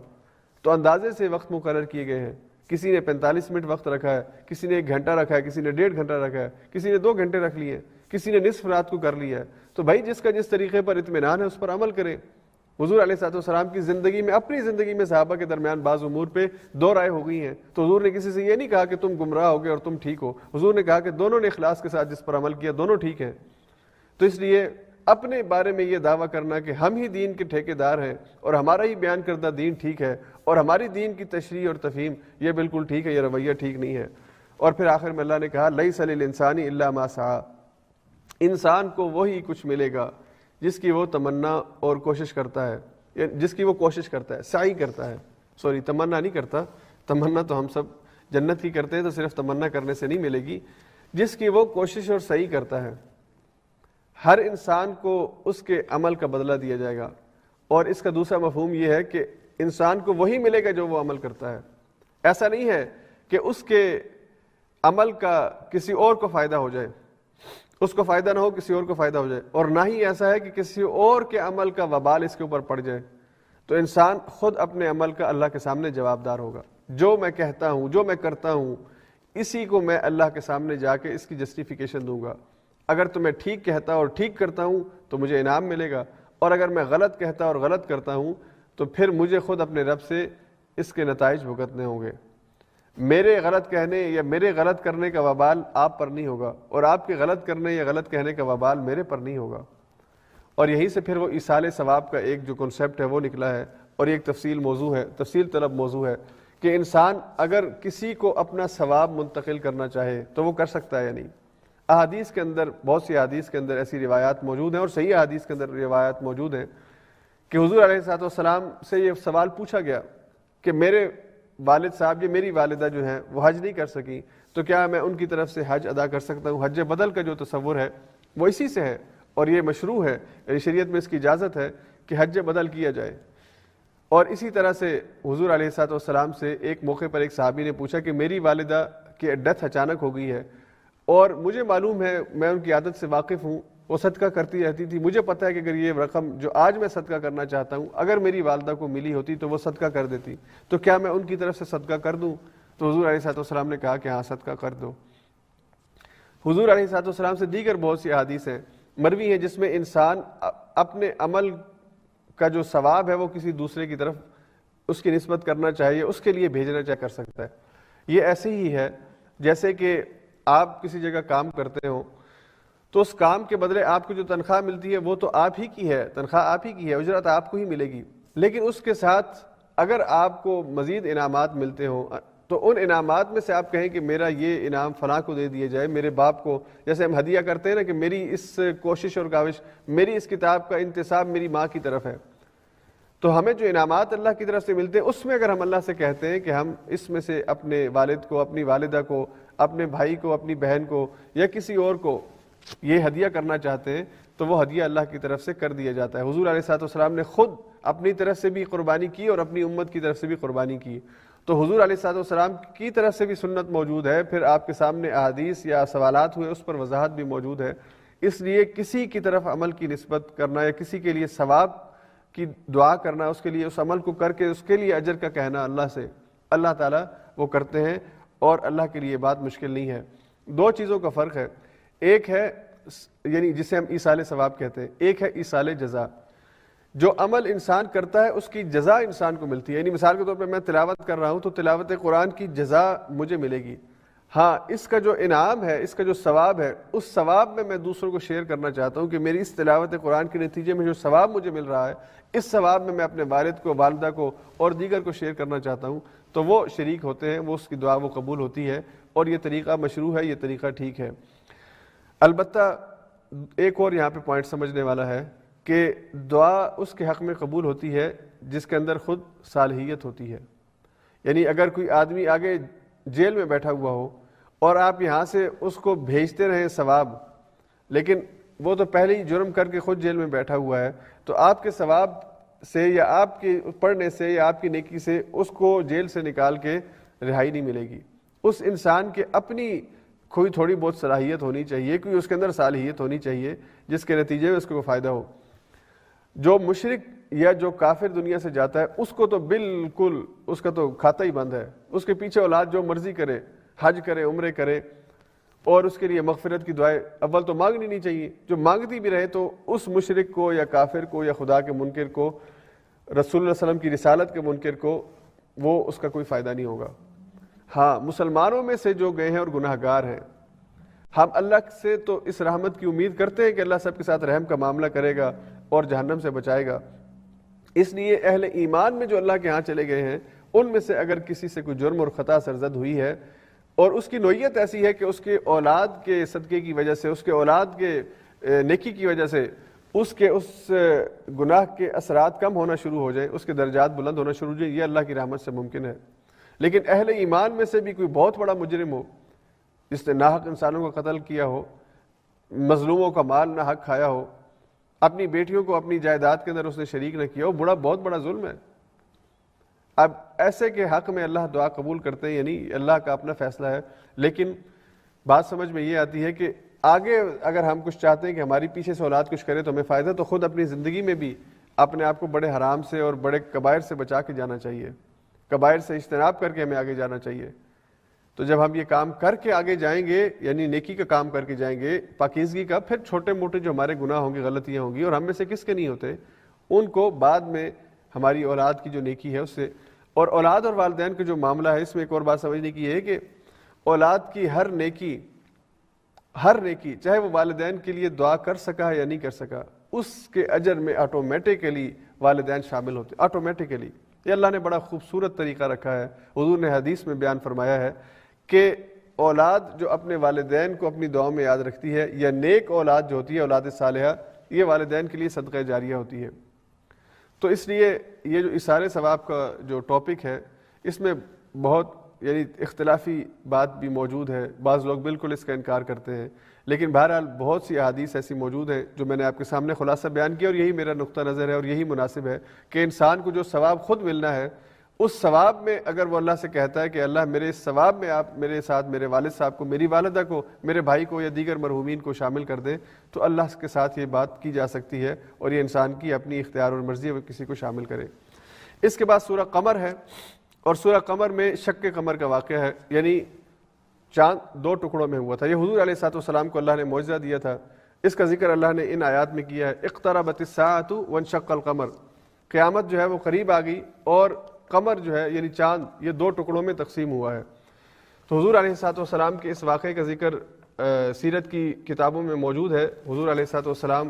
جب مکہ میں موجود تھے تو اللہ نے یہ معجزہ آپ کو دیا تھا، اور اہل مکہ کے سامنے رسالت کی تصدیق کے لیے حضور علیہ السلام کو یہ معجزہ دیا گیا۔ آپ نے اشارہ کیا اور آپ کے اشارے سے چاند 2 ٹکڑوں میں تقسیم ہوا، اور صحیح بخاری کے اندر یہ حدیث موجود ہے۔ صحابہ کہتے ہیں کہ انشق القمر ونحن مع النبی صلی اللہ علیہ وسلم، چاند 2 ٹکڑوں میں تقسیم ہوا اور ہم نے دیکھا کہ چاند تقسیم ہوا ہے، اور ہمارے جو لوگ تھے وہ یہ کہنا شروع ہو گئے کہ دیکھو چاند جو ہے وہ 2 ٹکڑوں میں تقسیم ہوا ہے۔ اس کا ذکر اللہ نے رسالت محمدی صلی اللہ علیہ وسلم کے اس بات کے طور پر کیا۔ اس کے بعد پھر آگے اللہ تعالیٰ نے سورہ قمر میں دیگر انبیاء کا ذکر کیا، اور اس آیت کو بار بار یہاں پہ ریپیٹ کیا ہے۔ وَلَقَدْ يَسَّرْنَا الْقُرْآنَ لِلذِّكْرِ فَهَلْ مِن مُدَّكِرٍ، اللہ نے اس قرآن کو سمجھنے کے لیے، ذکر کے لیے آسان بنایا ہے۔ وَلَقَدْ يَسَّرْنَا الْقُرْآنَ لِلذِّكْرِ، ہم نے اس ذکر کو آسان بنایا سمجھنے کے لیے۔ فَهَلْ مِن مُدَّكِرٍ، ہے تم میں سے کوئی نصیحت پکڑنے والا؟ قرآن سمجھنے کے حوالے سے قرآن کی سب سے آسان کتاب ہے، کوئی مشکل تھیوری نہیں ہے۔ جب اللہ یہ کہتا ہے کہ اللہ واحد ہے، اللہ کو ایک مانو، اس میں کون سی مشکل ہے جس کو سمجھنے کے لیے ہمیں کوئی میتھمیٹکس یا ہمیں کوئی فزکس یا کیمسٹری پڑھنی پڑے گی یا بایولوجی کا کورس کرنا پڑے گا؟ نہیں۔ قرآن کے اندر جو عقائد ہے، قرآن میں انسان کی طہارت اور انسان کی پاکیزگی اور اخلاق کی بلندی کے لیے جو کرائٹیریا اور جو طریقہ کار متعین کیا گیا ہے، کیا حلال ہے کیا حرام ہے، عقیدہ کیا ہے، رسالت کیا ہے، آخرت کیا ہے، یہ 2 اور 2 4 کی طرح باتیں ہیں، کوئی مشکل نہیں ہے۔ تو اللہ نے کہا یہ قرآن ذکر کے لیے آسان ہے، نصیحت پکڑنے کے لیے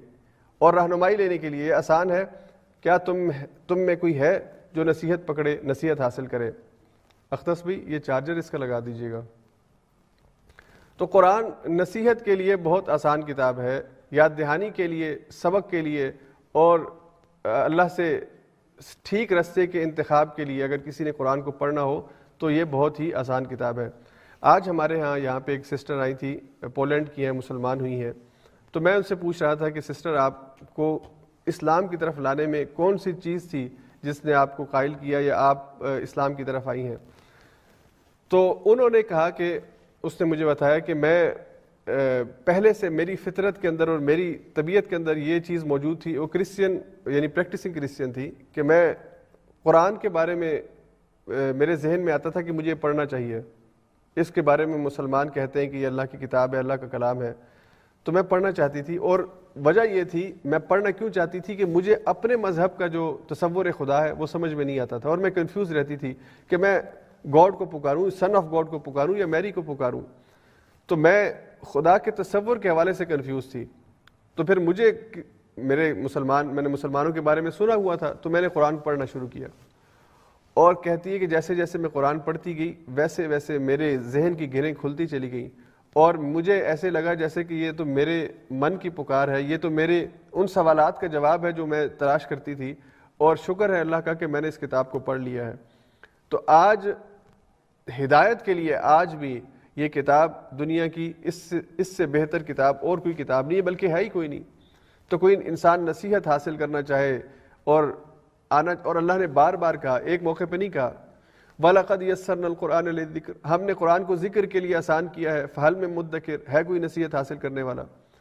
اللہ نے دیگر قوموں کا ذکر کیا اور کہا کہ انہوں نے اپنے آپ کو تباہ و برباد کروا لیا ہے، اس لیے کہ انہوں نے ذکر سے منہ موڑ لیا تھا، انہوں نے ذکر سے دوری اختیار کر لی تھی۔ تو ہے کوئی نصیحت پکڑنے والا؟ قوم عاد کا ذکر کیا، قوم لوط کا ذکر کیا، قوم نوح کا ذکر کیا، ہر ایک کے بعد اللہ نے کہا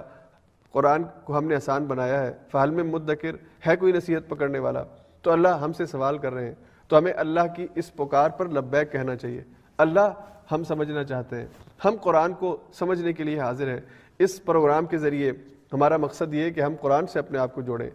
سچی بات یہ ہے کہ آج بھی 27 پارے کے جو مضامین ہیں، ہر آیت اس کی متقاضی ہے کہ اس کے اوپر تفصیل سے بات ہو. ہر آیت کے اندر اتنا خوبصورتی، اتنی جامعیت ہے کہ اس کے اوپر گھنٹوں بات کی جانی چاہیے. لیکن ہم تو وہ جیسے دیگ کے چاول پیش کر کے دیگ کا ذائقہ چکھا دیا جاتا ہے، ہم تو یہ دیگ کے کچھ چاول ہیں جو پیش کرتے ہیں. یہ تو چند آیات ہیں جو قرآن کا ٹیسٹ صرف آپ کو سمجھانے کے لیے اور آپ تک منتقل کرنے کے لیے ہم کہتے ہیں. اور ہوں بھی میں نکما کہ اتنے اچھے انداز میں نہیں کہہ پاتا، لیکن کوشش کرتا ہوں کہ آپ کو یہ ٹیسٹ آپ کے اندر ڈیولپ ہو جائے، آپ کے اندر یہ تڑپ پیدا ہو جائے، یہ شوق پیدا ہو جائے کہ اس کتاب کو، جو کتاب ہدایت ہے، کتاب ذکر ہے، کتاب نصیحت ہے، ہم اپنی زندگی کا مشن بنا لیں، اپنی زندگی کا مقصد بنا لیں اور اپنی زندگی میں رہن. آج بھی نان مسلم اس کو پڑھ کے ہدایت پا رہے ہیں، تو پھر بڑے ہی بدقسمت ہیں مسلمان جو اس کتاب پر ایمان رکھتے ہوئے، اس کتاب کو اپنے گھروں میں رکھتے ہوئے اس کو کھولتے نہیں ہیں، پڑھتے نہیں ہیں اور اس سے ہدایت حاصل نہیں کرتے. تو قرآن ہدایت کے لیے بہت آسان کتاب ہے. اس کے بعد پھر آگے سورہ رحمان ہے، بہت ہی خوبصورت صورت ہے قرآن کی، اور اس کا جو ایک اس کے اندر آہنگ اللہ نے رکھا ہے، یعنی اس کو پڑھنے کے اندر، اس کی تلاوت کے اندر یہ جو ایک خوبصورتی ہے، کمال کی خوبصورتی ہے. الرحمن علم القرآن خلق الانسان علمہ البیان الشمس والقمر بحسبان والنجم والشجر یسجدان. ایک ہی اسکیل کے اوپر دیکھیں آیات جو ہے وہ چل رہی ہیں، جیسے وہ سمندر کا پانی چل رہا ہو نا، ایک ترتیب کے ساتھ ایسے لے کے اوپر لے جاری ہوتی ہے، اور انسان کو وہ پانی دیکھ کر ہی خوشی کا احساس ہوتا ہے کہ کیسے روانی کے ساتھ پانی جا رہا ہے. تو قرآن کی آیات ایسے جب آپ پڑھتے ہیں الرحمن کو، ترتیب کے ساتھ بالکل آیت کے اوپر آیت لگی ہوئی آگے جاری ہے، اور انسان کو پڑھتے ہوئے مزہ آتا ہے. اسی لیے حضور علیہ الصلوۃ والسلام خود اس سورت کی کثرت سے تلاوت کیا کرتے تھے، اور صحابہ کرام بھی اس کی تلاوت کیا کرتے تھے. حضرت عبداللہ ابن مسعود کے حوالے سے ایک روایت سیرت ابن ہشام کی کتاب، جو تاریخ کی کتاب ہے، اس میں منقول ہے کہ ایک موقع پر صحابہ کرام رضی اللہ تعالیٰ اجمعین بیٹھے ہوئے تھے، اور انہوں نے کہا کہ قریش کو اللہ کی آیات اونچی پڑھ کے سنانی چاہیے. ابھی جب یہ آیات نازل ہوئی، سورہ رحمان مکی صورت ہے، تقریباً 5 ہجری میں نازل ہوئی، اگرچہ بعض کہتے ہیں کہ مدینہ میں نازل ہوئی، لیکن بہتر بات اور صحیح بات یہی ہے کہ یہ مکہ میں نازل ہوئی. تو عبداللہ ابن مسعود نے کہا کہ میں قریش کے سامنے جا کے اونچی آواز میں اس کی تلاوت کروں گا. تو انہوں نے کہا کہ بھائی اس کام کے لیے کسی بڑے قبیلے کے آدمی کا انتخاب کرنا چاہیے جو طاقتور ہو، تاکہ قریش اگر مارنے کے لیے آئیں یا ظلم کرنا چاہیں تو وہ رک جائیں کہ بڑے قبیلے کا آدمی ہے، اگر اس نے اپنے قبیلے کو بلا لیا تو ہماری شامت آ جائے گی، تو تم نہ جاؤ. لیکن عبداللہ ابن مسعود نے کہا کہ نہیں، میں نے تلاوت کرنی ہے. تو عبداللہ ابن مسعود اس کی تلاوت کرنے لگے حرم میں آ کے. قریش کو اول تو سمجھ نہیں آئی کہ یہ عبداللہ یہ کیا کر رہا ہے، لیکن جب پتہ چلا کہ یہ محمد صلی اللہ علیہ وسلم کا کلام پڑھ رہا ہے جو ان پہ نازل ہوا ہے، تو آگے پکڑ کے مارا، اور بہت مارا. لیکن جتنا بھی مارتے تھے عبداللہ آگے سے اپنی تلاوت جاری رکھتے تھے، تلاوت روکی نہیں. تو جب واپس آئے تو صحابہ کرام نے کہا کہ ہم نے آپ کو منع کیا تھا کہ آپ تلاوت نہ کریں. تو عبداللہ نے کہا کہ جو مزہ آج تلاوت میں آیا ہے یہ پہلے کبھی نہیں آیا. ان کی مار سے میرے ایمان کی جو لگن ہے اور تڑپ ہے اس میں اضافہ ہوتا تھا، اور مجھے ان کی مار سے کوئی تکلیف نہیں تھی، اس لیے کہ میں اللہ کا کلام پڑھ رہا تھا. اور اگر مجھے تم کہتے ہو تو میں کل بھی حرم صحن کے اندر جا کر، حرم کے اندر جا کر میں یہ اللہ کی آیات پڑھ کے سناؤں گا. تو سورہ رحمان کی جو آیات ہیں ان کے حوالے سے ایک اور روایت احادیث میں موجود ہے کہ حضور علیہ الصلوۃ والسلام نے ایک موقع پر یہ سورت صحابہ کے سامنے پڑھی، تو ان سے کہا کہ کیا وجہ ہے تم خاموشی سے اس سورت کو سن رہے ہو اور ان آیات کا جواب نہیں دے رہے. جب یہ آیت پڑھی گئی فَبِأَيِّ آلَاءِ رَبِّكُمَا تُكَذِّبَانِ، تو پھر حضور نے کہا کہ جب میں نے یہ قرآن کی تلاوت یہ سورت جنوں کے سامنے کی تھی تو وہ خاموشی سے تمہاری طرح نہیں سن رہے تھے، بلکہ وہ کہہ رہے تھے لَا بِشَيْءٍ مِّن نِعْمَةِ رَبِّنَا نُكَذِّبُ، ہم اپنے رب کی کسی بھی نعمت کا انکار نہیں کرتے. جب اللہ کہتے ہیں نا فَبِأَيِّ آلَاءِ رَبِّكُمَا تُكَذِّبَانِ کہ ہماری جو نعمتیں ہیں تو تم کس کس نعمت کا انکار کرو گے. تو جن آگے سے ہی کہتے تھے کہ اے ہمارے پروردگار ہم آپ کی کسی بھی نعمت کا انکار نہیں کرتے. تو وہاں سے پھر صحابہ کرام رضی اللہ تعالیٰ اجمعین نے بھی کہنا شروع کیا کہ لا بشیء من نعمت ربنا نکذب، ہم اپنے رب کی نعمتوں میں سے کسی چیز کی تکذیب نہیں کرتے. تو یہاں پہ اس سے یہ اصول ہمیں پتہ چلتا ہے کہ قرآن کریم کی وہ آیات جہاں پر جنت والوں کا ذکر ہو، جیسے ہم نے سورہ زاریات میں پڑھا، سورہ طور میں ہے، سورہ نجم میں ہے، قمر میں ہے، رحمان واقعہ آگے تک چلے گا یہ مضمون اب آخر تک. تو جب جنت والوں کا ذکر ہو، متقین کا ذکر ہو، جنتی فیملی کا ذکر ہو، تو ہمیں کہنا چاہیے، دل میں دعا مانگنی چاہیے اللہ ہمیں ان میں شامل کر دے۔ اور جب جہنم کا ذکر ہو، جہنم کی پکڑ ہو، تو پھر اللہ سے پناہ مانگنی چاہیے اللہ ہمیں ان میں شامل مت فرمانا۔ تو جنت میں شامل ہونے اور جنت والوں میں شامل ہونے کی دعا، اور جہنم سے پناہ اور جہنم والوں سے پناہ مانگنی چاہیے۔ یہ دعا اس طرح کی آیات آئیں تو کہنی چاہیے۔ اس کے علاوہ اس سورت کے حوالے سے ایک اور خاص بات یہ ہے کہ اس میں ایک آیت فَبِأَيِّ آلَاءِ رَبِّكُمَا تُكَذِّبَانِ یہ 30 دفعہ ریپیٹ ہوئی ہے، اور یہ قرآن کی واحد آیت ہے جو سب سے زیادہ قرآن میں ریپیٹ ہوئی ہے، اور ایک سورت کے اندر، یعنی یہ قرآن کی منفرد سورت ہے کہ اس میں بار بار ایک آیت کو ریپیٹ کیا جا رہا ہے۔ اور اسی لیے اس سورت کے حوالے سے شاہ ولی اللہ محدث دہلوی جو بہت بڑے مفسر ہیں، عالم قرآن تھے، انہوں نے کہا کہ قرآن کریم کی اس سورت میں جو تذکیر بھی آلاء اللہ ہے، یعنی اللہ کی آیات کے ذریعے، اللہ کی نشانیوں کے ذریعے جو تذکیر ہے، ایسی کسی اور سورت کے اندر بیان نہیں ہوئی اس انداز کے اندر۔ تو یہ قرآن کریم کی اس حوالے سے منفرد سورت ہے۔ اس کے مضامین بہت جامع ہیں۔ اس میں اللہ تعالیٰ نے انسان کی پیدائش اور پھر اس کے ساتھ علم، اس کو علم جو عطا فرمایا، پھر سورج اور چاند اس کا ذکر، اور اسی طرح پھر اس کے بعد جنت کی نعمتیں اور جہنم کی سختیوں کا ذکر اللہ نے کیا ہے، جنت کی تفصیلات بیان کی ہیں، جنت کے باغیچوں کا ذکر کیا ہے۔ یہ سورت اس کی ایک ایک آیت کا ترجمہ پڑھنے کے لائق ہے، اور اس کو اپنے دل میں اتارنا، اپنے دل میں اس کی روحانیت کو محسوس کرنا۔ جب آپ ترجمہ پڑھیں گے، اب کیونکہ ہم دورہ قرآن میں ترجمہ آیات کا نہیں پڑھتے، چند آیات کے اوپر بات کرتے ہیں، تو ایک مختصر سا خلاصہ اور اس صورت کے چند اہم مضامین ہم آپ کے سامنے رکھ رہے ہیں۔ ابتدا میں اللہ تعالیٰ نے یہ 4 آیات نازل فرمائی، جس میں فرمایا الرحمن علم القرآن خلق الانسان علمہ البیان۔ رحمان اللہ کا ذاتی اور صفاتی نام ہے، دونوں رائے موجود ہیں، اس لیے کہ اللہ کا جو ذاتی نام ہے وہ اللہ ہے، خود اللہ جو ہے یہ اللہ کا ذاتی نام ہے، اللہ کے علاوہ کسی اور چیز کا یہ نام نہیں ہے۔ رحمان کے حوالے سے بعض مفسرین نے کہا کہ یہ بھی اللہ کا ذاتی نام ہے، اور اکثر یہ کہتے ہیں کہ اللہ کا صفاتی نام ہے، اس لیے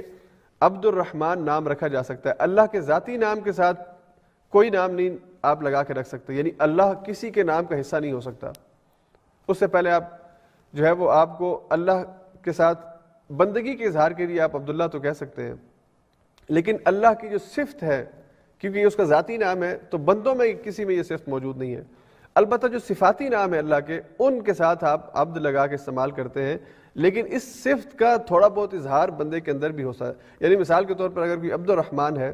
تو اب رحمان کی یہ صفت جو رحم ہے، یہ بندے کے اندر بھی رحم کی صفت موجود ہے، لیکن اس کا ظاہری بات اللہ سے کوئی موازنہ نہیں ہے۔ اسی لیے جب آپ الرحمن کہیں تو آپ ساتھ عبد لگا دیں کہ ہم اس رحمان کے بندے ہیں جس کے اندر صفت رحیمیت موجود ہے۔ اگر انسان عظیم ہو تو وہ اپنے آپ کو عظیم نہیں کہے گا، بلکہ پھر بھی اپنے آپ کو عبد العظیم کہے گا۔ انسان اگر قدیر ہو، اس کے پاس قدرت ہو، تو پھر بھی وہ اپنے آپ کو قادر یا قدیر نہیں کہے گا، عبد القادر یا عبد القدیر کہے گا۔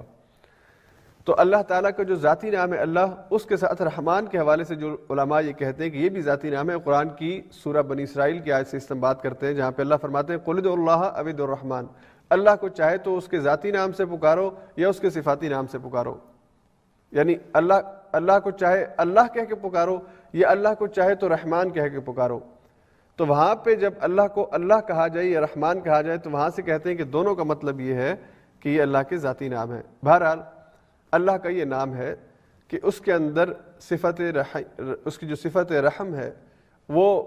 تمام چیزوں کے اوپر چھائی ہوئی ہے۔ اللہ نے کہا کہ میری رحمت ہر چیز کے اوپر وسیع ہے، وسیعت رحمتی کل شیء، اور اسی رحمت کا اظہار ہے کہ اللہ نے انسانوں کی ہدایت کے لیے کتابیں بھیجی اور کتابوں میں آخری کلام بھیجا اور پھر اس کو محفوظ کر دیا، یہ اللہ کی رحمت ہے۔ وگرنہ ہم لڑ رہے ہوتے، جھگڑ رہے ہوتے عیسائیوں کی طرح، بھئی کس کا قرآن اصل ہے، کس کی کتاب اصل ہے۔ تو یہ رحمان کی مہربانی ہے کہ اس نے قرآن نازل کیا اور پھر اس کو محفوظ کر دیا ہمیشہ کے لیے۔ پھر اللہ فرماتے ہیں علم القرآن، یہ رحمان ہے جس نے قرآن کی تعلیم دی ہے، اسی نے قرآن کو نازل کیا، اور قرآن کے اندر جتنے علوم ہیں ان سے آگاہی کے لیے انسانی ذہن کو اس قابل بنایا کہ وہ علوم اور معرفت کی منازل طے کرے۔ تو یہ اللہ ہے جس نے کیا، اور اللہ فرماتے ہیں خلق الانسان، اس انسان کو بھی اللہ نے پیدا کیا ہے۔ یہ خود بخود سے دنیا میں وجود میں نہیں آیا، یہ کسی ایولیوشن تھیوری کا نتیجہ نہیں ہے، اور یہ کسی ڈارون تھیوری کا نتیجہ نہیں ہے، یہ اللہ کے ایک پلان کا نتیجہ ہے۔ خلق، یہ اللہ کا پلان تھا کہ اس کائنات کو پیدا کرے اور اس کے اندر انسان کو اپنا خلیفہ بنا کے بھیجے اور پھر اس اللہ پوری کائنات کے نظام کو لپیٹے گا، قیامت واقع ہوگی۔ اس لیے یہ ایک پلان کا حصہ ہے، اللہ نے انسان کو پیدا کیا ہے۔ علمہ البیان، اور اللہ نے انسان کو بیان سکھایا ہے۔ بیان کا مطلب ہوتا ہے بولنے کا اور اظہار مافی الضمیر کا طریقہ، کہ یہ جو انسان اپنی گفتگو کے ذریعے اپنا اظہار کرتا ہے، اپنے خیالات کا اظہار کرتا ہے، اپنی بات دوسرے کے سامنے رکھتا ہے،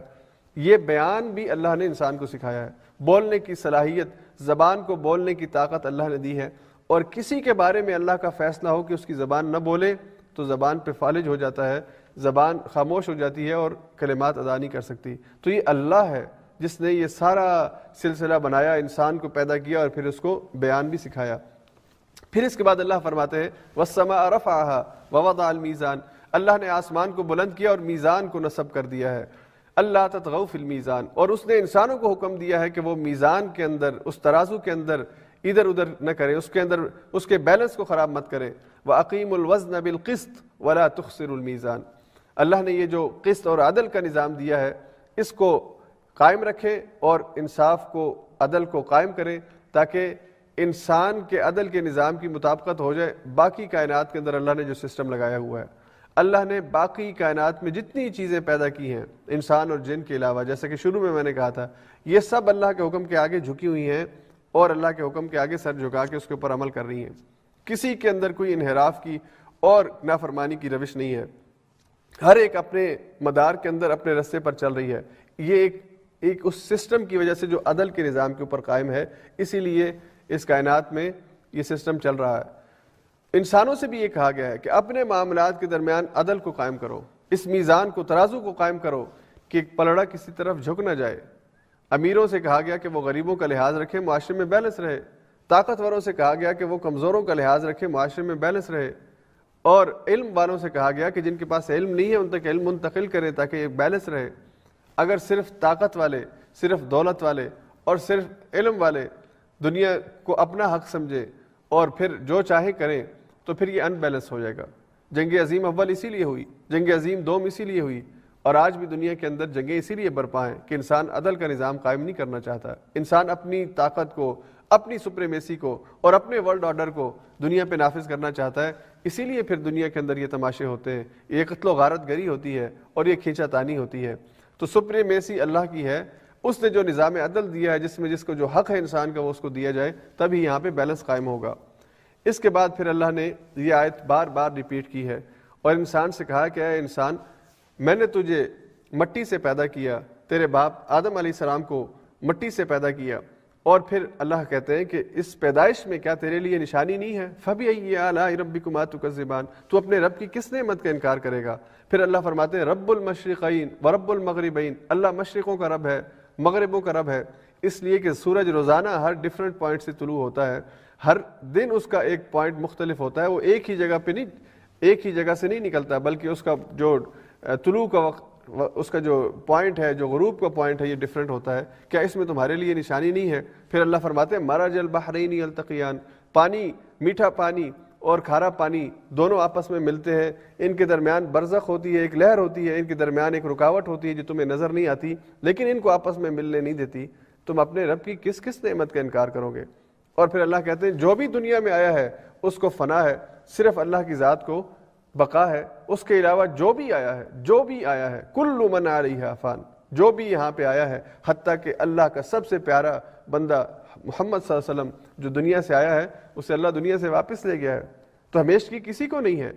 بقا صرف اللہ کی ذات کو ہے۔ تم اپنے رب کی کس کس نعمت کا انکار کرو گے؟ اور پھر اللہ تعالیٰ نے جنت کی نعمتوں کا ذکر کیا ہے، اس سے پہلے جہنم کا نقشہ کھینچا، اور جہنم کا ذکر کر کے اللہ نے کہا کہ کیا تم پھر بھی اللہ کی آیات کا انکار کرتے ہو؟ جس دن مجرموں کو کھینچا جائے گا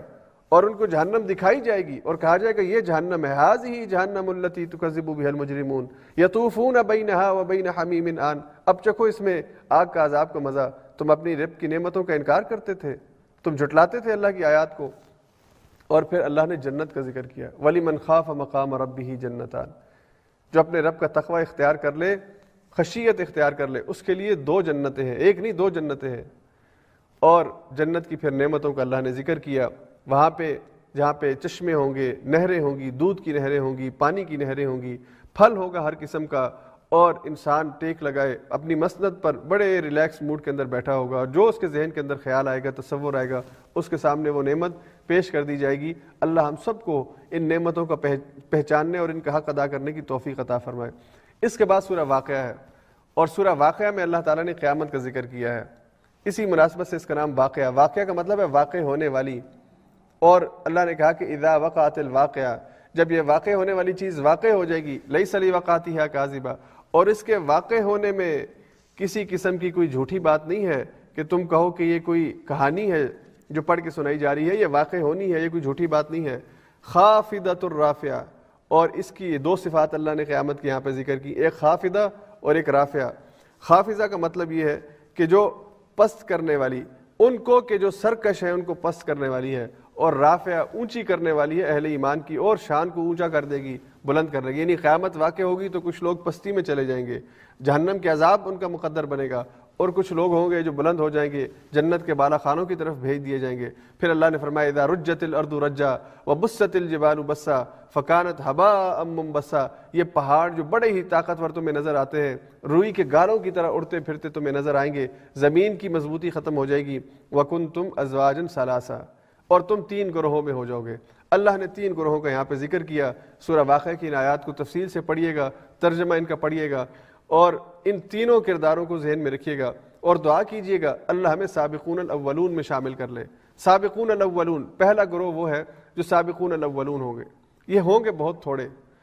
اور جنت میں سب سے بلند خانوں میں ان کو جگہ ملے گی، جو سبقت کرنے والے ہیں، آگے جانے والے، آگے بڑھنے والے ہیں۔ اللہ نے کہا اللہ کے ہاں جنتوں میں ہوں گے سلۃ من الاولین وقلیل من الآخرین علی سرر موضونہ متکئین علیہا متقابلین یطوف علیہم ولدان مخلدون۔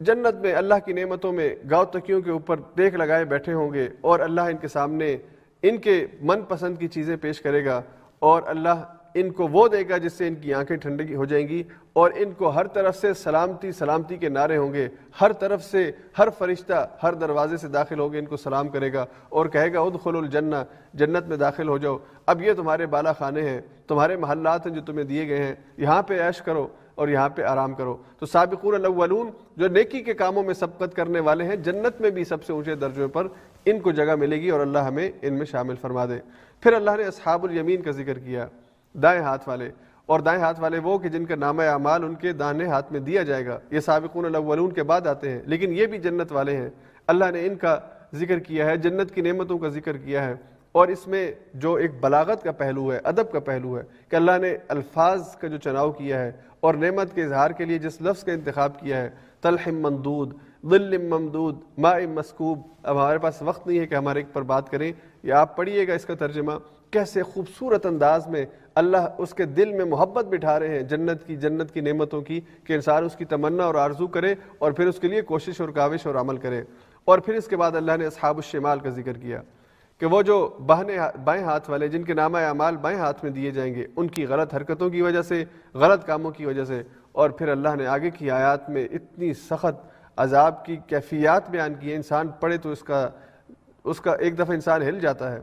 ایسی سختی ہوگی۔ اللہ فرماتے ہیں سموم وحمیم وظل من یحموم لا بارد ولا کریم انہم کانوا قبل ذلک مترفین۔ یہ باغی تھے، اللہ کی آیات کا انکار کرتے تھے، اور اللہ کو جانتے مانتے پھر بھی ڈٹائی کی ہوئی تھی انہوں نے گناہوں پر۔ تو اب دیکھو کہ کیسے جلنے کا عذاب ان کا مقدر ہے،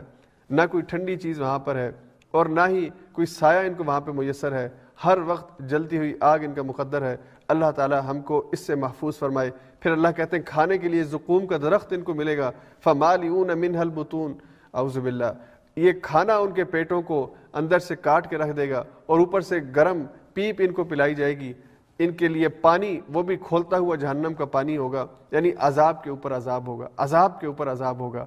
اور یہ عذاب کا نہ ختم ہونے والا سلسلہ ہوگا۔ تو بائیں ہاتھ والوں کے انجام سے ڈرایا ہے کہ خبردار ہو جاؤ، ایسے کام نہ کرو کہ جہنم میں داہنے ہاتھ والوں کی بجائے بہنے ہاتھ والے بن جاؤ، نامہ اعمال دائیں کی بجائے بائیں میں چلا جائے۔ اللہ سے پناہ مانگنی چاہیے، اللہ ہمیں اصحاب الشمال میں شامل ہونے سے محفوظ فرمائے۔ اس کے بعد پھر آگے سورہ حدید ہے۔ سورہ حدید کے بھی مضامین بہت اہم ہیں، ہر آیت کے اوپر، اور اتنے جامع مضامین ہیں، اتنے اہم مضامین ہیں کہ ضروری ہے کہ ہر ایک پر بات ہو، لیکن اب ہمارا وقت ختم ہو چکا ہے. آج معذرت خواہوں کہ کچھ وقت اوپر چلا گیا. صرف چند باتیں کر کے 5 منٹ میں ہم اپنا درس مکمل کرتے ہیں. اللہ نے انفاق کا ذکر کیا، اور انفاق کو اللہ نے کہا کہ یہ اللہ کو قرض دینے کے مترادف ہے. من ذا الذی یقرض اللہ قرضا حسنا، کون ہے جو اللہ کو قرض حسنا دے؟ جو انسان اللہ کے رستے میں کسی غریب کی مدد کرتا ہے، کسی مسجد کو بنانے میں تعاون کرتا ہے، کسی نیکی اور بھلائی کے کام میں اپنے مال میں سے خرچ کرتا ہے، اللہ کہتے ہیں یہ مجھے تم قرض حسنا دیتے ہو. اور حضور علیہ الصلوۃ والسلام نے ایسے ہی کہا کہ اللہ اس کو اپنے ہاتھ میں قبول کرتے ہیں. اس لیے بعض صحابہ کی عادت تھی کہ وہ صدقہ کرتے ہوئے جو چیز صدقہ کرتے تھے اس کو دھو کر اور اس کو پاک کر کے دیا کرتے تھے کہ یہ ہم اللہ کے ہاتھ میں دے رہے ہیں. یعنی تصورات کی دنیا کے اندر بھی تصور یہ ہو کہ میرا یہ مال اللہ کے ہاتھ میں ہے. اور حدیث کے اندر یہ بات واضح انداز میں موجود ہے، گویا کہ اللہ اسے اپنے ہاتھ میں قبول کرتے ہیں. اور پھر اللہ نے کہا کہ یہ قرض ہے اللہ کے ذمے، فَيُضَاعِفُهُ، اللہ اس قرض کو 2 گنا کر کے واپس کرتے ہیں. اور اس سے آگے کی آیات میں کہا اضعافا مضاعفا، اللہ اس 2 گنے سے بھی بڑھ کر اس کے اندر اضافہ کرتے ہیں، 700 گنا تک اس میں، اور اس سے بھی زیادہ اس میں اضافہ ہو جاتا ہے. ہر انسان جس اخلاص کے ساتھ اور دل کی پاکیزگی کے ساتھ یہ عمل کرتا ہے اور دل کے اندر اللہ سے اجر کی امید پر یہ کام کرتا ہے، اللہ اتنا زیادہ اس کو دیتے ہیں. اور اللہ نے کہا یہ جو مال تم خرچ کرتے ہو نا، یہ مت سوچو یہ تمہارا ہے. اللہ نے کہا تم سے پہلے کسی کا تھا اور تمہارے بعد کسی کو مل جائے گا، مستخلفین فی، یہ تم سے پہلے بھی کسی کا تھا، تمہارا نہیں تھا، اور تمہارے بعد بھی کسی کا ہو جائے گا. تمہارا تو وہی ہے جو تم اپنی زندگی میں استعمال کر لیتے ہو. حضور نے کہا جو تم کھا لیتے ہو، پی لیتے ہو، پہن لیتے ہو، یہی تمہارا ہے. جو تم چھوڑ دیتے ہو یہ تمہارا نہیں، تمہارے وارثوں کا ہے. اس لیے انسان کو یہ بات اور حقیقت سمجھنی چاہیے کہ اس کی ضرورت سے زائد جو بھی ہے وہ اللہ کی راہ میں دے جائے تاکہ اس کی آخرت اس کے لیے اچھی ہو سکے. تو اللہ نے انفاق کے بہت فضائل اس سورہ کے اندر بیان فرمائے ہیں.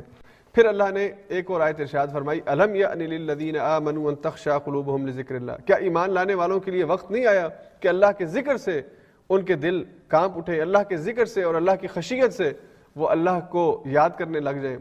اور یہ آیت ہے جس کو سن کر بہت سے لوگ غلطی اور گناہ کی زندگی سے تائب ہو کر مسلمان ہوئے. قاضی عیاض، فضیل ابن عیاض، جن کے بارے میں یہ آتا ہے کہ یہ نامی گرامی ڈاکو ہوا کرتے تھے، زانی تھے، لوگوں کا مال لوٹ لیتے تھے. ایک گھر ڈاکہ ڈالنے کے لیے گئے ہیں، وہاں پہ یہ آیات سنی ہے، الم یأن للذین آمنوا ان تخشع قلوبہم لذکر اللہ، کیا ابھی ایمان لانے والوں کے لیے وقت نہیں آیا کہ اللہ کے ذکر سے ان کے دل کانپ اٹھے؟ وہیں پر توبہ کی ہے، اللہ میری توبہ. آج کے بعد میں اور پھر ایسا پلٹے ہیں کہ وقت کے امام بنے ہیں، وقت کے رہنما بنے ہیں، اور آج بھی دنیا کے اندر ان کی صالحیت کی اور پاکیزگی کی مثالیں دی جاتی ہیں. آج کی دنیا کے اندر بھی سچی بات ہے، اگر ہمیں قرآن کی سمجھ آتی ہو نا، تو جب ہم نماز میں اس کو سنتے ہیں یا کہیں پہ تلاوت ہو رہی ہو سنتے ہیں تو یہ کلک ہو جاتی ہے، اور وہ کلک جو ہے وہ ہماری زندگی کی اصلاح کا ذریعہ بن جاتی ہے. پرابلم ہمارا یہ ہے کہ ہمیں قرآن کی سمجھ نہیں آتی، اور جب سمجھ نہیں آتی تو گھر میں چاہے پورا دن تلاوت لگی رہے، ہم روزانہ تراویح کی نماز میں گھنٹوں کھڑے ہو کے قرآن سنتے رہے، مسجد کے اندر یا گھر کے اندر قرآن کی تلاوت ہوتی رہے، فائدہ نہیں ہو رہا، سمجھ نہیں آ رہا، ہمارا وہ کلک ہی نہیں ہو رہا جس کلک کی وجہ سے ہماری زندگی تبدیل ہوتی ہے. تو قرآن کی ہر آیت میں اللہ نے یہ معجزہ اور حسن رکھا ہے کہ وہ سننے والے کے اندر اثر کرتی ہے، کوئی بھی بات اس کے ذمے، اس کے لمحے اس کے دل میں اترتی ہے اور اس کی زندگی کو بہتر کر دیتی ہے. تو یہ مضامین ہے جو آج کی صورت میں بیان ہوئے ہیں. اللہ تعالیٰ سے دعا ہے کہ اللہ تعالیٰ ہم سب کو قرآن کریم کے ساتھ صحیح معنوں میں اخلاص کے ساتھ تعلق استوار کرنے اور قرآن کو اپنا ہادی اور رہنما بنانے اور اس سے رہنمائی لینے کی توفیق عطا فرمائے. وآخر دعوانا ان الحمد للہ رب العالمین.